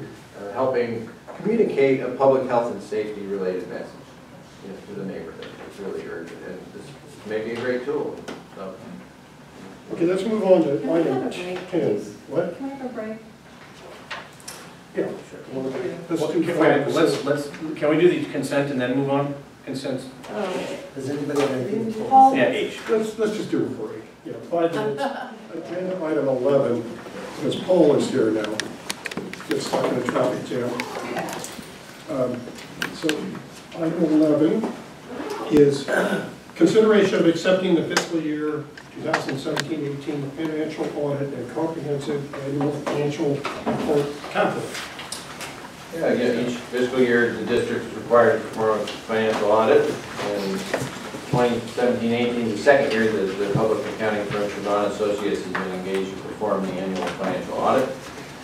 Recently completed, and the final draft report is ready for acceptance by the board. And the full audit is contained within the CAFR document, which will be submitted to the Government Finance Officers Association and GFO for consideration for our board. All right, well, thank you for inviting me out to share with you the results of the June 30th, 2018 audit. You guys should be very proud of having the CAFR and the GFOA award and all that, so it's a real good sign of higher accounting and reporting standards and a lot more transparency, so very good. So this year, as always, we did a risk-based audit. We came out halfway through the year, looked at the controls over the processes and everything, did some testing on the controls, and then we came out again after the year end, after the books were closed, and we did a lot of substantive procedures where we substantiated balances. We looked at, procurement and bid compliance related items as well, over significant areas such as cash, capital assets, your debt, and the payroll, some of the bigger items there. This year, one of the big things that rolled out is, for those who've been around, they implemented GASB 75, which is related to your OPEB plan, which is kind of a similar implementation as GASB 68 from a few years ago with your pension, your PERS plan. The district, the impact on that rollout wasn't too significant. It did have an impact, but overall, it was not too bad for you guys. You will see on table 2 of the MD&A, page 9 of the report there, that we did have a $618,000 prior period adjustment because OPEB's been around. Most of the accruals and stuff, a lot of the impact did come from prior years. So that's why you see the prior period adjustment. That's just a first year implementation adjustment. So to get you guys caught up to where you need to be. So overall, if you look at page 8 in table 1, the district's overall net position did increase. So that's great. The main changes I want to highlight here, if you see the restricted cash investments went up pretty substantially, that's mainly due to the new debt he has issued. And capital assets went up because of all the projects you have going on the infrastructure programs and stuff. So, and then again, the debt, the non-current liabilities increased. That again was due to the issuance of the debt. Also in that number there, you'll see the impact from the GASB 68 per your pension. That had a big change there, and the OPEB plan as well. So those two numbers fall into that non-current liabilities, $25 million increase there for the liabilities. Okay. As far as revenues and expenses, the revenues for service charges went up as expected due to the rate increases you guys had lined up. And then operating expenses wise, the 2.6, big part of that is from depreciation expense. So you guys had a lot of new additions in the previous year, and because of that, the depreciation expense, it takes effect this year because now it's implemented, they're placed in service, we start depreciating assets. So that covered about $2.3 million just in depreciation expense alone. So that's a big jump there. And the PERS and OPEB also had an impact in that increase as well. Okay. So overall, yeah, that's what leads up to the $3.1 million increase to your net position. So, if you want, I could go over GASB 75 a little bit, some of the new disclosures, if anyone's interested. Do we want to, I've got some questions on it, which I think, rather than going over it. Yeah. A couple of comments that I have. One, where you've issued an unmodified opinion. Yeah. And we've always heard an unqualified opinion. I'm sorry. Well, we usually see unqualified. We have an unqualified opinion. Yeah, okay. Yeah, a few years back, they changed the standard in terms of the terminology. So unmodified now is kind of replaced unqualified, but it's a positive opinion. So meaning we did not have any findings or issues with the audit, material deficiencies, anything of that sort. So Okay. that's a clean opinion. And the other one was the operating income loss. It shows it at 2.7 million. And basically, depreciation is all of that. Yeah. More or less, yeah. Total depreciation went up, as you said, $2.3 million. Our depreciation is up because we're making so much capital investment in our system, so the depreciation goes up. But basically, aside from depreciation, which is a non-cash item, we have positive revenues, over $2 million of operating revenues. So I think, it's important to note these things like the collector. I wanted on page 34, see, we went over this a lot in our finance committee. On page 34, there's an authorized investment type. And I don't particularly want our district investing in repurchase agreements or bankers' acceptances. Now, LAIF does invest in those things. There's page 34. That's right. So if we have an investment advisor, yeah, they deal with them all the time, and that's okay. But I don't think, as a group here, we want to get involved in repurchase agreements or bankers' acceptances because we don't do it. And I know this refers to the California Government Code. They're legally allowed, but I would rather put our policy in here, which our policy is more restrictive than the Government Code. Sure, we can do that. I can. Maybe in the future or something. Well, what does that mean? What does it mean? Yeah, well, what's the benefit? The benefit is that I don't think we should be investing in repurchase agreements. Because they are higher Because, risk. does anybody on this board know what a repurchase agreement is? I do. Well, if you could explain it, I would Well, appreciate it. you know, we don't want to invest in them, that's all I want to say. And I don't Because think we should, it's a risk, it's not something. it's a risk if you don't know what you're doing. You know, and if we don't do it, we shouldn't put it as an acceptable list. I kind of, this is my I hear it. spiel that I've used plenty of times, because I don't understand, but, and a banker's acceptance, that's a bank promise. I don't think we should be buying something like that. I think, so you're saying this is a boilerplate, It's a boilerplate. and we are never gonna do that. Yeah, so I'd like to put, you know, I'd like to put in the audit that the government code allows these, but the district policy does not allow this and that. So may I ask a question Yeah. about that recommendation?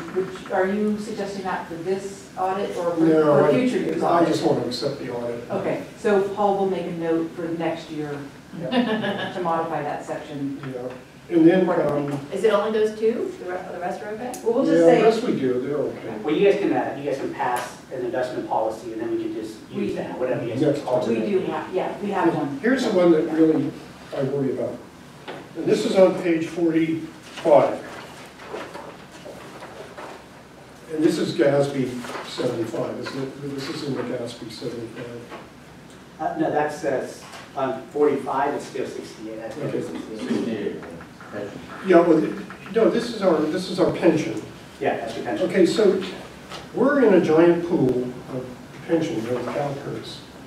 And in 2017, we were 0.158% of the pool. And the current year, we're 1.59, we went up. And so I know there's a whole huge amount of factors that go into this, but we're trying to pay down. Going in the wrong direction. We're going the wrong direction. And especially being a higher percentage, you know, in other words, our liability is higher than percentage-wise than the other public agencies. We're getting worse, is what it looks like to me. And I don't think we are, but. No, we have new actuary reports that show we're worse, but that's because we didn't have accurate numbers in the past, and because GASB's changed and we have new obligations. Okay, but that happened to every other public agency in PERS. That's right. And so, you know, that's a worrisome one for me. And,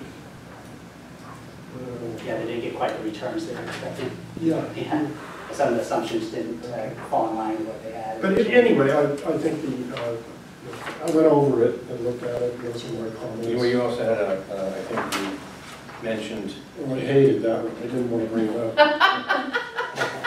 which is why I brought it for He you. has comments that have upset him so much, he just doesn't even want to mention. On page 47, 47, right? we've got the table below shows the expected long-term rate of return by asset class. Okay? And if you do the weighted average rate of return, you know, like 40% of the CalPERS assets would be invested in global equity and expected to return 4.9%. And so if you do the weighted average of those, it comes out that the weighted average expected return is 3.71. You know, that's the average of the portfolio. And yet we're basing our calculations on, is it 7.15 return or 7.5? 7.15. Yes. 7.5. 715. Yeah. That's on page So- 46. 715. 7.15, Yeah. yeah. Okay, so we're basing our calculations on 7.15, but the expected return that they're showing is 3.71. That's a killer.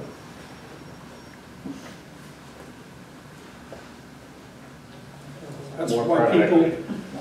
well, that's what I said, yeah, we should dump it all into global equity. No.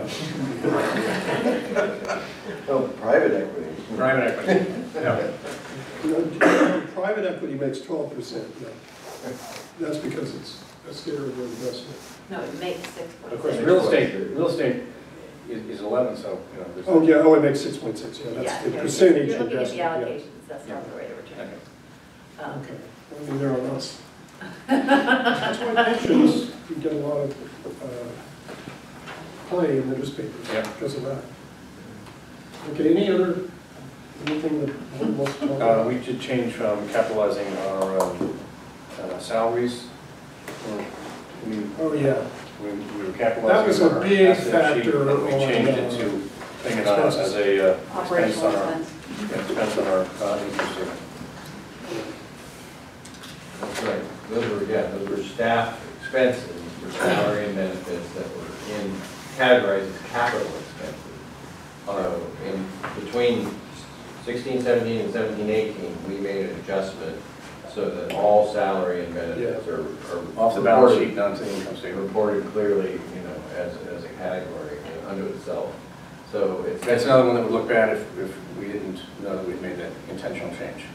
Yeah, and for long-term analysis, we may need to go back and convert so that we're dealing apples and apples, so we do better, we can communicate that those weren't big jumps. So we'll work to create proper context for that, for those expenses. Okay. They don't jump off the page. Any more comments from the board and questions from Paul?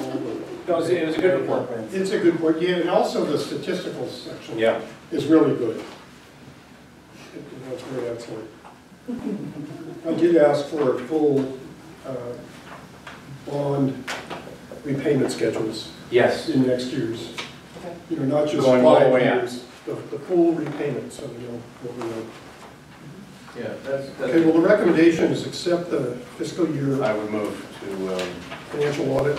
I move to accept the fiscal year 2017 financial audit and comprehensive annual financial report, the capital. Second by Michael. Any further discussion? All in favor? Aye. Opposed? Okay. Thank you. Thank you. Good job. Thanks, Paul. Thanks, Paul. And thank you, Melvin. Thank you, Melvin. Yeah, it's great work, Bill. Okay, consent calendar. Ken, would anybody, I'm going to pull H. H? H. And Very you're going to pull E. You and I both want to vote. H and E. Any others? Let's see. Okay, so E, what we'd like to do on E, we're going to approve a $22,000 budget increase for task order number 3 for Larkspur Landing. But we also we're going to approve task order number 4 for $73,000. Might as well say what it is. Services, and that's to develop the final bidding package. So I'd kind of like to add that. I would like the dollar amount and to develop it's the final bid package, right? That's right. The remediation contractor bid package. And that's all I just wanted to add. Yeah, and I had the same thing. When I looked, I just saw the dollar figure of 22,000, so I was like, okay, this is just 22,000. So the second task order dollar figure should be listed In the subject. in the recommendation too. And then also, you usually say not to exceed, and I just didn't know if Is this it is a not to exceed situation, or I don't think it is. With task orders, we typically that's not the right. Yeah, the master services agreement may have one, or a typical consultant agreement standalone, but this is a master services kick me if I'm speaking out of turn. But usually the task orders are a certain amount as opposed to not to. So we don't have a not to exceed on this. Okay. Anyway, they've been asking for additional money anyway, so. Right, it sort of functions as a not to exceed when if you don't say not to exceed, you presume that it won't exceed that amount. Right. I went and looked at another agenda item, and I was like, why does this just read so, the recommendation just reads differently, and that was the other thing I noticed, besides not having the dollar figure right in there. That was all. Okay, let's go to 10H. H, I don't want to make this long because we had a meeting about this. I just want to say that Michael and I spoke with Ryan and Felicia and Steve today about this. And the long story short, there's a lot of ways of buying computer hardware. We talked about the lease. So what we ask is that the board gives Felicia and Ryan, working with him, because I have no problem with Ryan. Ryan's a great guy. They're going to kind of look at whether we're going to do the 3-year lease the way it was thought out, which has a kind of a balloon payment at the end, which is not a great idea, or whether they're going to look at a dollar buyout, because it's not really, Michael and I kind of debated a little bit. These are two rocking computers. I mean, I went online to Dell and I plugged in all those, and I came up with the same numbers. But I kept adding things. Every time I clicked a button, it was like, oh, there's another 2,000. And we only need two because we have Larkspur, and if we consolidate in 2 years, we'll have two of these great. They're not going to be dead in 3 years. That's ridiculous. They're still going to be great computers. Do we add two more and keep those or whatever? When we have a dollar buyout or a market rate buyout, it's a ripoff. It's generally. So I asked them to look at that. And also, I didn't mention this, but Felicia and I spoke briefly about the $3,000 UPS. The UPS we have, I'd like to get that number and look at the batteries. But I don't want to change anything. I want to give them the authority. But I've just asked Felicia, working with Steve and Ryan, to kind of look at that again and make a determination, give them the authority to make that determination. I just want to bring that to your attention. Okay, but so what do we want to do? We're agreeing, I'm asking to approve it. Yes.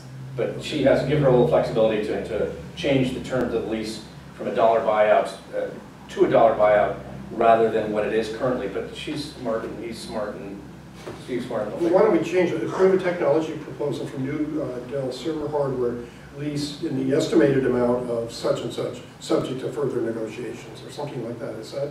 Yeah. Yeah, I think you can do that. Yes. Yeah. Sure.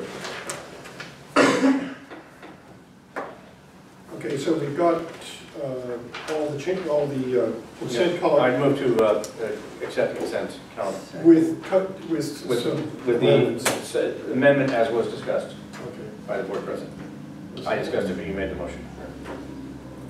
Second? Michael didn't already? Did you Go second? for it. There you go. Okay, any further discussion? All in favor? Aye. Aye. Okay, thank you. We're now down to, we've done 11, Everything 14, 14, 12, 13, we're on to 14. This isn't the meandering agenda. Oh, that's And it's a giant. Let's go to the informational items, okay. No, we're going to do consideration of appointing 2 board members to an ad hoc committee for facilities search activities. Because they mentioned to us this needs to be expedited, and I'd like to be on the committee because I'm available virtually all times. I'm not. I'd I'd love to be, but I'm not. Yeah. Michael? I'm also available. Yeah, I was thinking Michael and I. Any problems with that? No, as long as all the decisions are brought back to the board, which I know that we Absolutely. will. Yeah, we're At gonna first decide I on thought, why do we need this? But then we learned things in closed session about why we Yeah. might need this. The so. only thing is, it would be nice if the board members could go and see some of the properties Look at it. unrelated to the ad hoc. You Do just you want the go on their own. opportunity? Have the opportunity to go on their own. Oh, yeah, you mean all the But board without members? getting. Any of the board members Oh, who wish to. absolutely. Yes, just go in groups of 2 or fewer. That's right. That's right. Not less than one. Just don't go as 3 or more, because that's. Right. I want to say that I, Don't my, go not to less March for than landing one. council, city council meetings anymore either. my plan was to ask that there not be an ad hoc committee, because this is something that all the boards should be involved in. I now understand the need for an ad hoc committee, but I agree with Mary very strongly. Everything, and I think you do Of too. course. Everything's got to come back here. Of course. Oh, yeah. We'll have an agenda item each month. Okay. Yeah. All right. As part of the standing committees, we'll post it to that. Or if this, But not as an ad hoc, I forget, or if as the ad special, hoc. if something comes up in the special committee and we Yeah, need to have an a emergency special meeting. emergency Right. meeting, then we'll work with. I mean, go ahead. So what will the ad hoc committee do?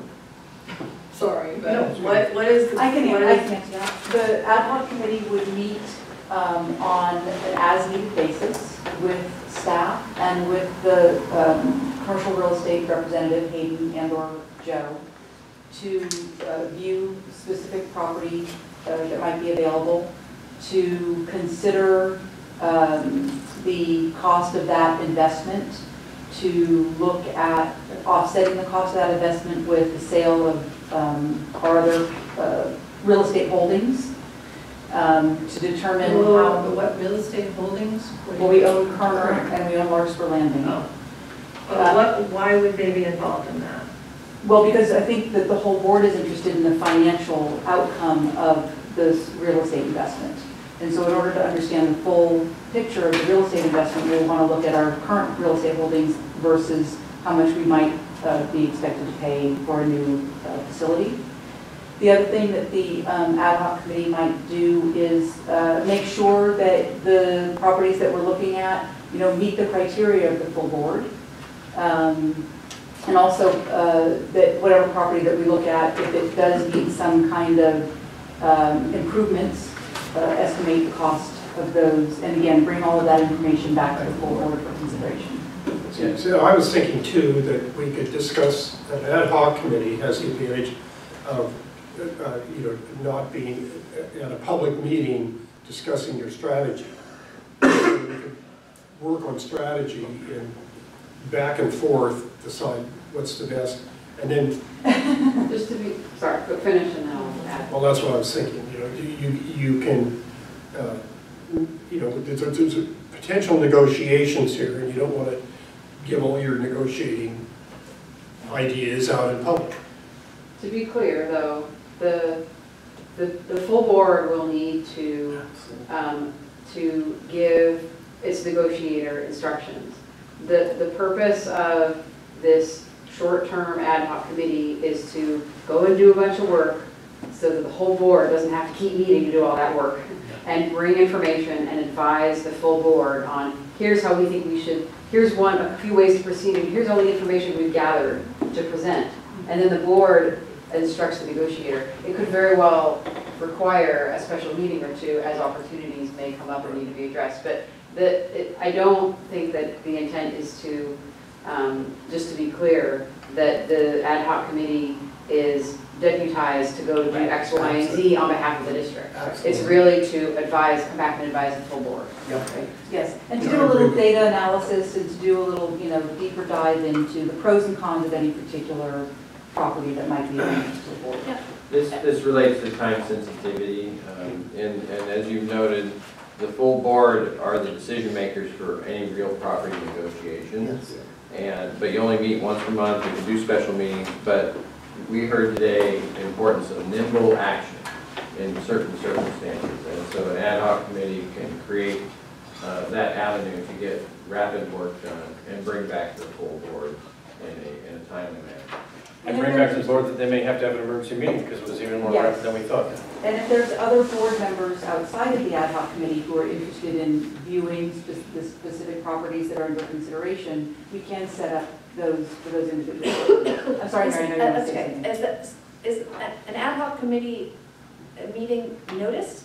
No. No. Is it even It is not considered formal, or is it? It's not considered a body that is subject to ground. Okay.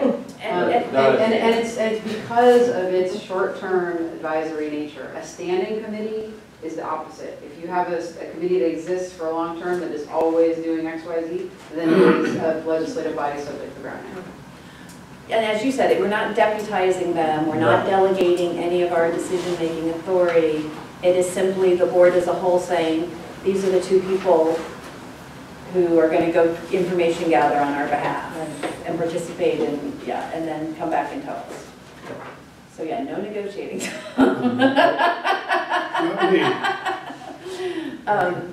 I mean, I'm okay with it because they do have the most flexible schedules, and as I say, That's why I would agree with that. I always say I'm not looking for another meeting. So do we need to vote on this? Yes. Yes. And then also I would say keep us apprised of what's going on. I think what we should do is. Now, we have to do that at a meeting. Open, I can only do that at open. Well, I'm sorry, you can do that at the closed session, but you have to do it at a noticed meeting.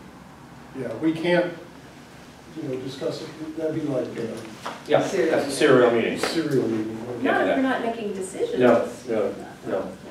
So you're going to need to exercise, staff will need to exercise caution Take this in what it conveys to the rest of the board.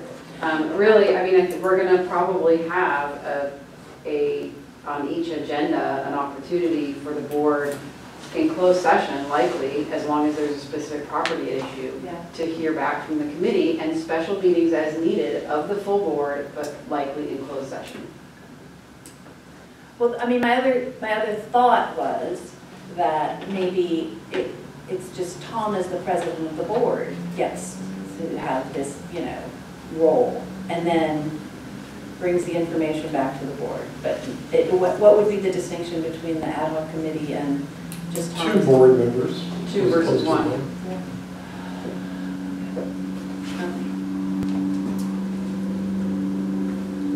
Okay, so a motion. I would move to appoint Tom and Michael to the ad hoc committee and give them absolutely no deputized authority.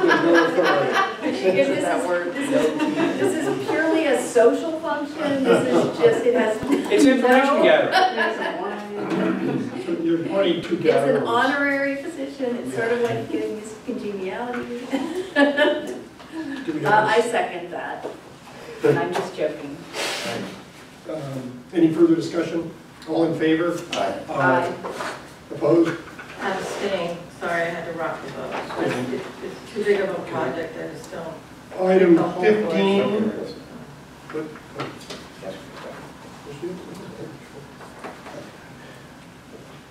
Yep. Okay. Item 15, discussion and direction process of Larkspur's withdrawal from CMSA. Good. Things are happening quickly these days. On December 12th, the city of Larkspur decided to withdraw from the CMSA and JPA in accordance with Section 20 of the recently updated joint exercise of power agreement with CMSA, which was really complete only last June, and these provisions updated. So this is a timely matter. It was on the CMSA agenda last week, discussing the details. We've already gotten into that a bit. I'll say on November 29th, I met with the general managers of our sister agencies and Jason Dow, and went over the existing JPA. In some areas, we could potentially make modifications to the JPA for your consideration, much like you did in, I believe, May meeting or the June meeting. Yeah, the modifications are minor. And they hinge on that governance structure. You know, it was a 6-member commission. Now it could be a 5-member commission with a 3-member quorum instead of 4 and 6. Or 6 and 4, excuse me. So, you know, those type of modifications and other potential cleanups, Jason Dow, the general manager of CMSA, will take the lead on making the proposed modifications to the JPA. That would reflect Larkspur's withdrawal from the JPA. And so it did become more official on December 12th. It's not just talk, but signed by the mayor and correspondence to CMSA. Are we going to amend the JPA, or are we going to write a new one? No, we're going to amend it. Because there's only, we. You have to sign it anyway. Well, we have to sign it, but we had anticipated this when we wrote it, some of us. And some of us spoke to Jason Dow at the time and made sure that it was written in such a manner that it would be very easy to amend it rather than redo it, including your line that you insisted on, that nobody who withdraws gets any money. There's no financial interest either way. So no, it's just an amendment. We don't have to redo it. I don't see why you want to do that. You take out about 20 lines. Yeah, take out 20 lines. Right. And don't leave them in, don't cross them out. Just, I think we ought to have a brand cleaner. Oh, that, he's not saying that. Right. This is just the marked up version. Right. No, The lines would disappear. Yeah, the lines will disappear. We'll approve the new JPA as so written, but all I'm saying is we're taking out 20 lines. Yeah. Oh, I understand that, or less, yeah. Yeah, it's not going to be amended. It's not going to be an amended JPA. No, I apologize. Yes, you're absolutely I want a correct. brand I new. think it's just a term. Yeah, Okay. I was missing. Are you on the That's committee why to do that? Yeah. Are you making We changes? didn't have a committee. Are you The heads are doing it. Are you doing? And then they'll bring it back Can I give to you all of what- us. Comments? Yes, Yeah, I can, any comments you have, I can bring to. Yeah, and what you're doing is Jason they'll bring it to all the boards. Jason Dow is the Exactly. point person, and I'm meeting with the GMs in our monthly meeting on Thursday, December 27th. And I just want to reiterate, until such time as they're withdrawn, Larkspur is still in. Yes. And so, you know, we may even wish to address the issue, and I'll speak to Jason Dow about whether we'll ask to have an agenda item put on regarding the manner in which we appoint a president. It might be on sooner, doesn't, you know, because they have an interest in it. That member has an interest in it. But we don't know how they'll use that interest. I don't know. I can assure you, I haven't spoken to them outside of the public room. So just to be clear, everyone is agreed that it's going to be a 5-member board? Yes. Yeah, you know, that would be in the draft JPA for your consideration. Well, let me- But the conversations have been, That's what it is. To clarify that, when I was at the Larkspur meeting, I suggested that I personally would favor that. And the reason is the other alternative is that we have a 6-member board and somehow the Ross Valley Sanitary District tries to get a 3rd member on the board. I just knew that would Yeah, no, fall I watched the flat. Larkspur City. And we're trying to play nice, and there's no need for that. And if we continue to do our job, we won't be paying 50% of their costs anymore, and so it won't be so onerous anyway. Right, but there's a collective, Yeah. that's the collective That's great. Yeah, will. there's no way There's that consensus. they're going to approve. That's why Larkspur was on the JPA. That's right. Anyway, because That was our seat. they weren't going to approve 3 members from Ross Valley Oh, out I of see. 6. I see. Okay, so All right. That's it, we discussed it. we just discussed it. yeah, and you, any direction? Provide feedback. We'd like I to find continue to do what members. you're doing. Yeah, well, yeah, I think the 5 and 3 is correct. 5 and 3 makes, 6 is an awkward number anyway. Okay, we're getting there. 16 is the performance, 16 information items, monthly O&M metrics report November. These things are great. Very. Oh, 0. Boy, odor complaints took a long time. 54 hours. Very determined resident to blame it If on you have us. 0 spills, we're gonna ask about the other complaints. Well, no, that's what Michael was saying about staff that has to do collection systems. They're out in the public more. It's more difficult than just being, not to be with the public. And this is where we do with the public. Well, that's fair until you have a spill that goes into the bag. Then From the plant. from the plant, then I'd rather be instead of someone digging a ditch. Well, I'm gonna get you. Okay, any comments on A? I just want to note there were 16 manhole repairs. Were those sealants? Was that what we're doing there? One manhole installed and then. One manhole installed. We did a bunch of manhole rehab. Okay, and of the fiscal year 16, so it was all done this month. Yes, yes. And the localized pipe went down, so you worked on manholes. Well, the fire did affect us, the smoke, so we had to watch Oh, good. the AQI and make sure we took care of the guys. Oh, no, good one. Okay. And we'll get back on track this year. Could you spend 2 minutes and tell us about the new GPS systems on the trucks and how that might have been helping us a little bit, if that's appropriate now, if it's not appropriate? Maybe.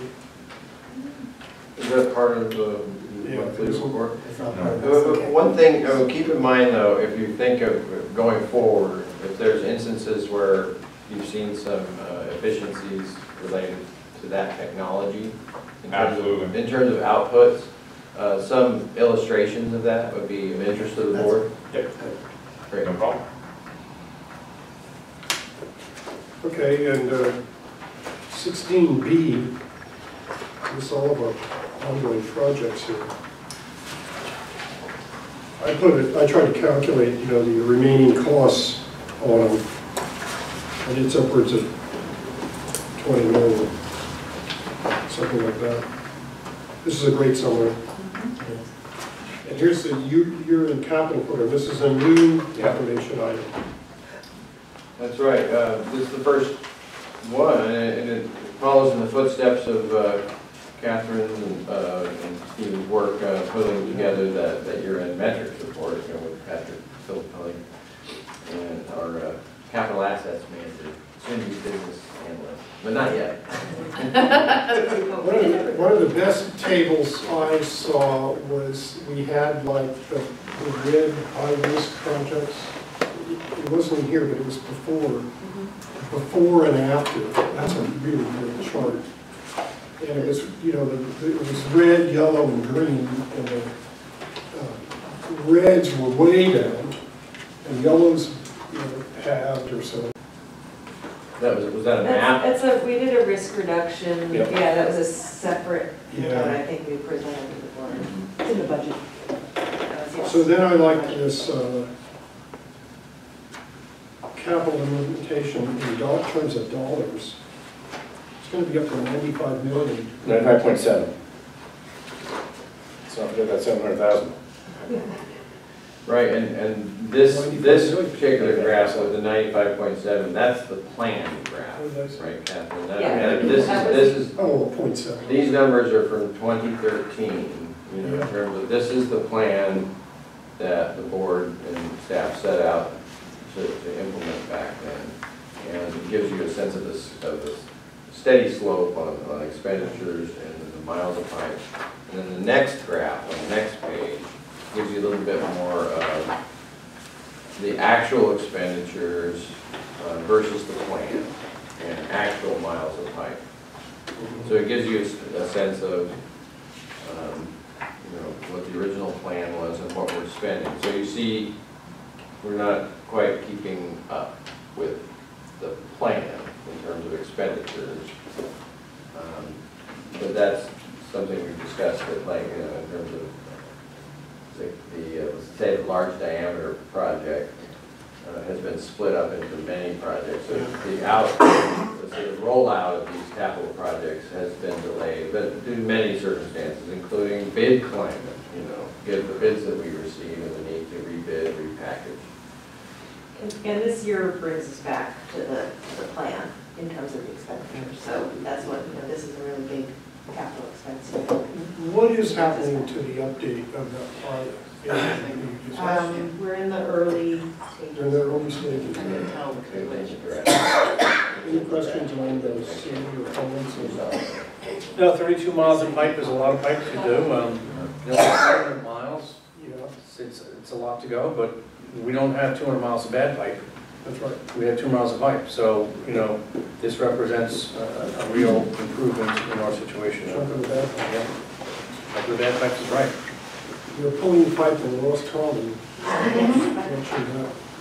And the miles of pipe too is the pipe that we've replaced or lined fully. Right. So it doesn't include the ones that we've repaired and brought up to higher condition. That would really be hard, I think, for you to measure, because you do a repair, how do you measure that, a foot, or do you say that we've now repaired that area? But that'd be interesting to hear, for us to hear, because that would change that significant. Do you think you could get us that info? I think it was in the O&M annual.